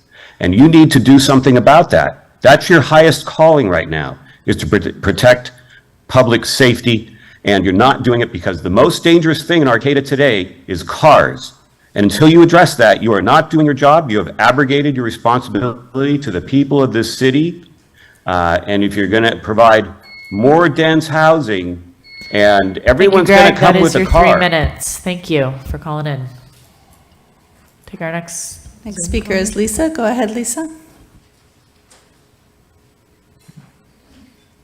Dear council members, the Gateway area is a specific area identified through a city process several years ago as an area that is ripe for future redevelopment. The policies that have been created over the last couple of years have been tailored for this specific area of town with redevelopment in mind. The idea of dissolving the Gateway Area Plan in order to apply these policies to the entire town would be a questionable and concerning move. We do not need or want to redevelop the entire town. Nobody has agreed to that. Why this would be needed, given that the Gateway provides more than enough opportunity for infill development over the next 20 years, is beyond me.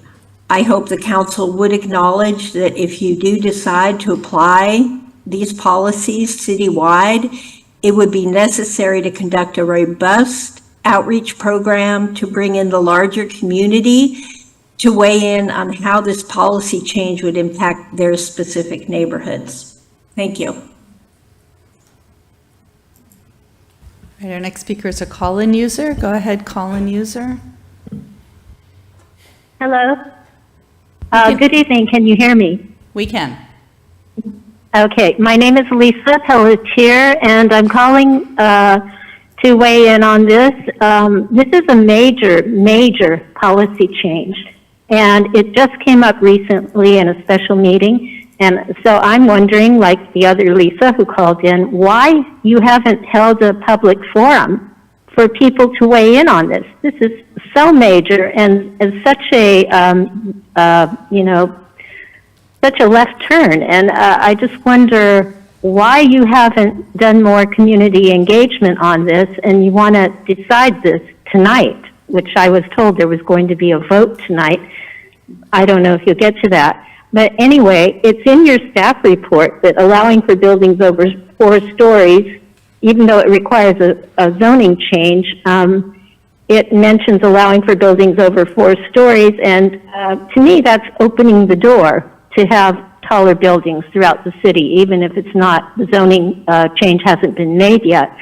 And I just would like you to not come to a hasty decision, bring the public in, and give people an opportunity to weigh in. And that's my, also on the safety, traffic safety. I almost got hit on K Street the other day, and I was at a stoplight and pressed the button, and the lights were flashing, and this cars just sailed through it. They're going 30 miles an hour or more, and I almost got hit, and that's happened several times. So I hope that you will move and put that on the agenda too. I want to echo what Greg King said. And other than that, I'll just wish you a good evening. Thank you. All right, our next speaker is also a call-in user. Go ahead.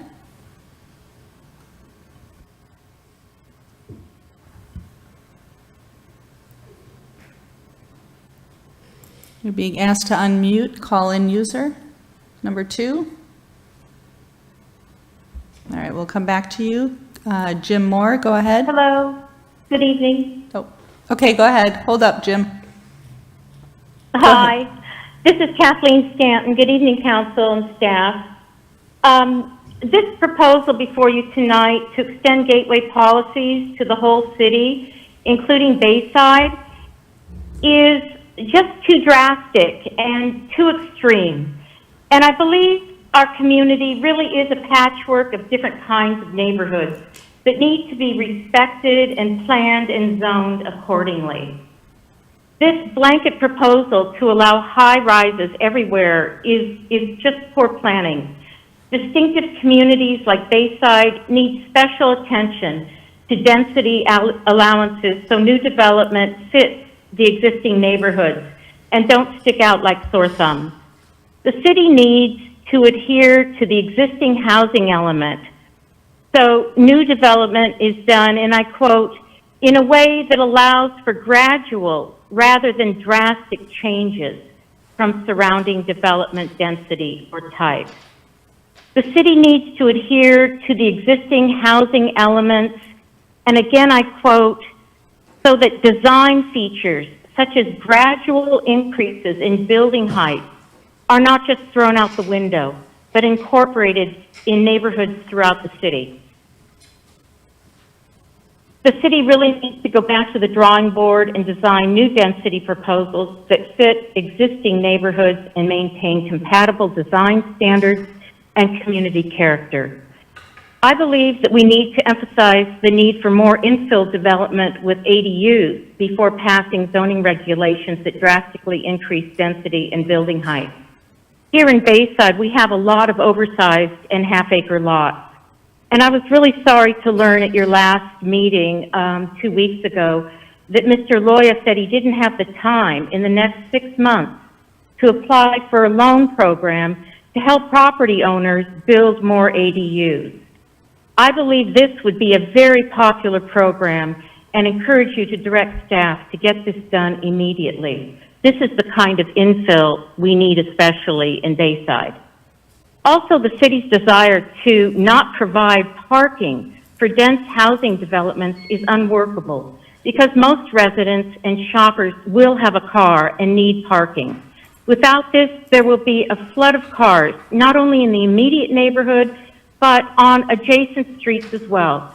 The city must come up with a mass transit plan before and not after they approve zoning for high-density apartments and commercial businesses. Thank you. Good night. Thank you, Kathleen. All right, do we have any more commenters on Zoom? Hello. Go ahead, Jim. Hi. I just, with great relief, want to say that I echo everything that's been said. Finish Gateway, learn from it, and extend the good policies as and where appropriate. If we want more housing, start with looking into reducing the number of short-term rentals like Airbnb. Thank you and good night. Thank you. Can the other Jim go ahead?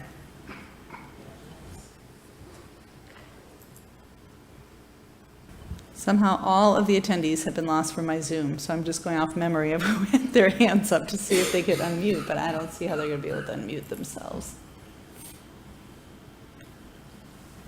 Can I say something while we're waiting for Zoom people? Yeah.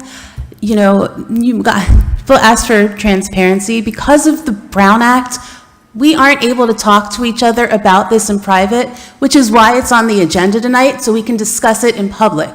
It was a question that Stacy asked that we put on the agenda for the transparency of getting it out and having a public conversation about it. It's not something that we can talk about in private, and we're doing it in public. So that's why it's here. Yeah, and just to add, this is, if this was to be a thing that would go forward, this is the beginning of the public process for it. This is, here we are, the public's here, and we're starting that process. But. Our next one, screen name PC, go ahead.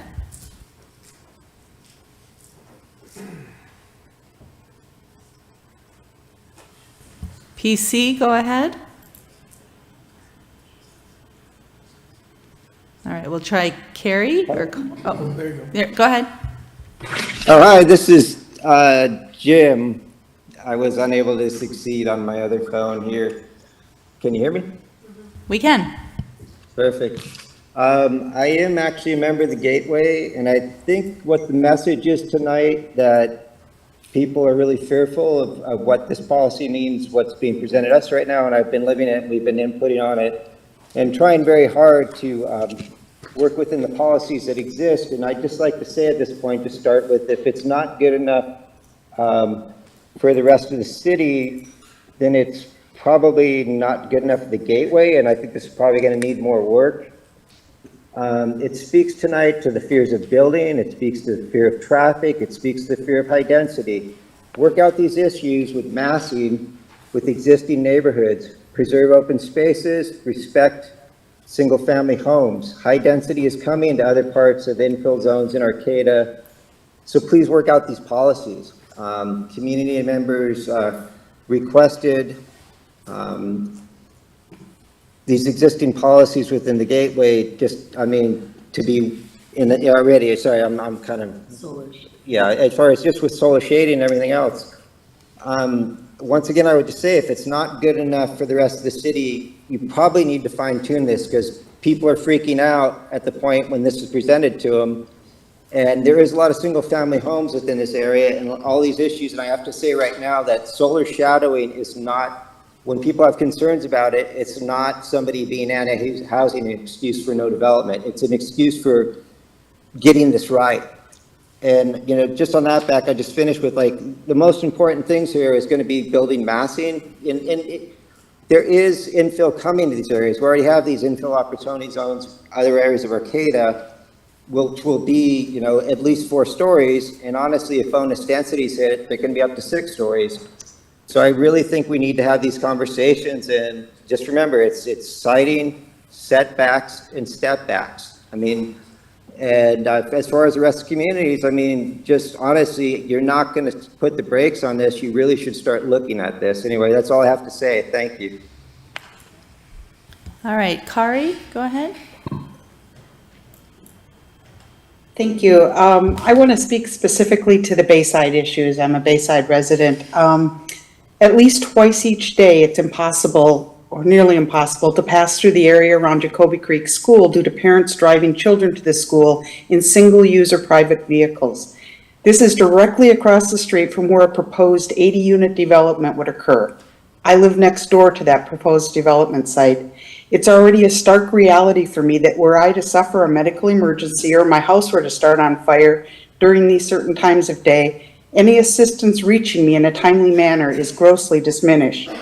And now you want to assume that you can add 80 additional housing units with no parking accounted for. I will have virtually no guarantee that emergency help could reach us if needed during these times. There are numerous times that I've had to wait 5 to 10 minutes just to reach my driveway, and I know that sounds small, but it actually adds up. To circle back to the parking issues, we already find that during these drop-off and pickup times at school, if there's any scheduled events, people routinely park on Old Arcata Road. And when we attempt to leave our property, it is impossible to see if cars are coming in either direction without actually pulling out into the road first. Let's assume, although history shows us as an underestimation, that each of the proposed 80 units only has one vehicle associated with it. Where are these cars going to go?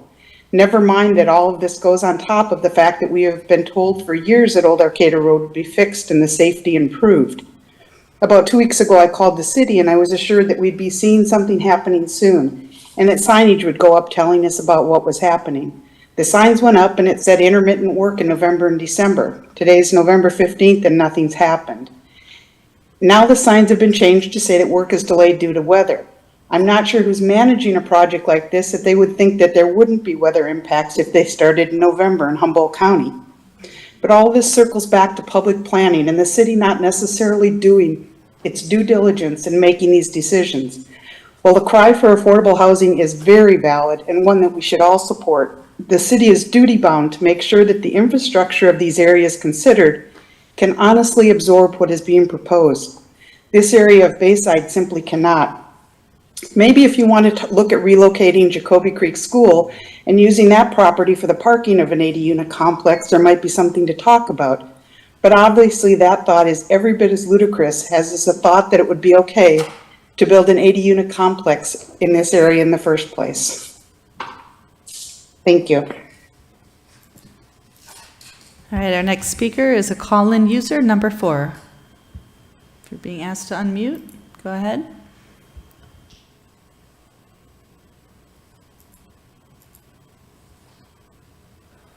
If you're a phone-in user being asked, there you go ahead. Yeah, hi.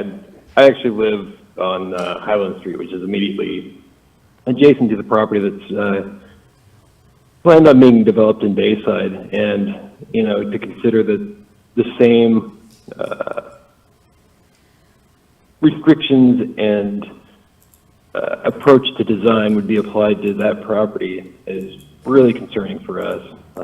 I've noticed a lot of people have mentioned solar shading. That's a huge concern for us, as our entire southern fence borders that property. Heights would be concerned as well. I was wondering if there would be an opportunity for public comments on the design if it did turn into something like that. And it sounds like if we were to apply the Gateway project design to all of Arcata, that wouldn't be an option. Sounds like it would be kind of a blanket proposal that wouldn't really provide much opportunity for the public and the local neighborhoods to weigh in on. That is a concern. Aside from that, again, I noticed traffic has been a concern. We have a huge issue with there's a coffee shop that's quite popular down just around the corner from the project that's being developed, and no considerations were given to parking on that project. It's highly impacted the neighborhood, and I can't imagine an 88-unit complex wouldn't further complicate things in the neighborhood. So if that were to move forward, I would expect that the city would be willing to accommodate the existing residents with some sort of parking restriction for local parking only. These are all just considerations. I know it's early in the process. I know this is kind of a blanket policy that you're looking at tonight, but I had to say something. This is a significant concern for our property, and I just appreciate the time. So thanks. All right, I'm going to make a call. If there's a Genevieve still on, if you could lower your hand and raise it again. There she is. All right. Go ahead, Genevieve. Hi, thank you, and good evening, council and staff. My name's Genevieve Cerna. I'm a resident and homeowner here in the city of Arcata. And I absolutely understand where Meredith and Sarah and probably Kimberly are also coming from, where, they've worked really, really hard on the gateway and kind of don't want to lose the progress that they've made. But I did want to chime in and say that, the gateway project, I guess generally I would be in support of applying some of the gateway policies citywide. It's a plan that's been in the works for a good long time, kind of gone through with a fine-tooth comb. And so I think if they've gone through that level of detail for one area, you can apply that same level of detail to many areas. But mostly that the gateway was formulated to combat 3 really critical issues in our city, which are the housing crisis, to address street safety and mode shift, or transportation mode shift, and to combat urban sprawl. And none of these 3 problems are developing gradually. They're all upon us and impacting the city in a really critical way. And so we need to respond in a really critical way. And so I do think that means densifying where we can. I'm a pretty avid bike rider in the city of Arcata, and I pass by more than my fair share of gigantic empty parking lots, underutilized, underdeveloped lots. And every time I pass them, I imagine how much better utilized they'd be if there were stores, small lower floor commerce and people living above them. Frankly, I wouldn't be afraid of a few more neighbors near my neighborhood, people who are probably not that different from me when I had just graduated and was looking for a place to stay here in Humboldt County, and was fortunate enough to find a place, but I know that there are many that aren't. So I guess those are my 2 cents. I think it's a thoughtful plan, and I think some thoughtful ideas that can be widely applied. Thank you. All right, if there are any other public speakers, please go ahead and raise your hand. I think we've gotten them all that are on here. Yep, so there is no more public comment online. All right, I'll bring it back to the council for any last minute thoughts or ideas, or maybe some consensus on if we want to give the Planning Commission some direction to look at which of these policies we would want to see citywide, while still retaining our gateway plan, is what our consensus sounded like. But I think I'm on board with that, what Sarah said. do we need a motion for that, or is Planning Commission direction enough that way? I don't know. I think it would be great to have a motion. Yeah, and a vote. Hands up. I was just clarifying, so where the motion is to ask the planning commission to choose which one of them we should do, or are we going to go through and pick them? I'm just confused. I think that we are going to make a motion to keep the Gateway Area Plan separately while directing the Planning Commission to look through these things and see which ones could be applicable to the general plan. Thank you. I just wasn't sure if we were going to embark on that journey right now or if we were giving it to the Planning Commission. So that's all. Thank you. So that was the motion. I liked the motion. I will second that motion. Kimberly has her hand up. Yeah, I was. Okay, wait, well, we have a motion and a second on the floor, and then yes, Kimberly, we can hear from you. Yeah, I was just trying to make a motion, trying to second the motion, just trying to get recognized. You're part of it. Yes. Okay, we have the motion. We have the second for that direction. All in favor? Aye. Aye. Aye. Okay, motion carries unanimously. Thank you, folks. And that closes that item for us. And now takes us back to oral and written communications. This is a time for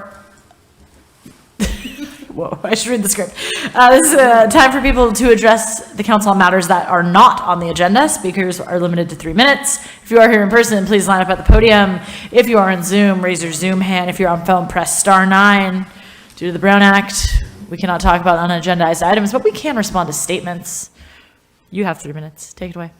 My name's Joanne McGarry, and this evening has really made me very, very aware of a lot of things that are lacking in our town. And in a previous council makeup, I had brought that Peace and Justice Center sign that I had just acquired, and it was soon after the McKinley statue, I think, came down, and I seriously offered it to replace the McKinley statue in the center of our town, because I really do think Arcata is and can really reflect its desire to be known as a place of peace and justice.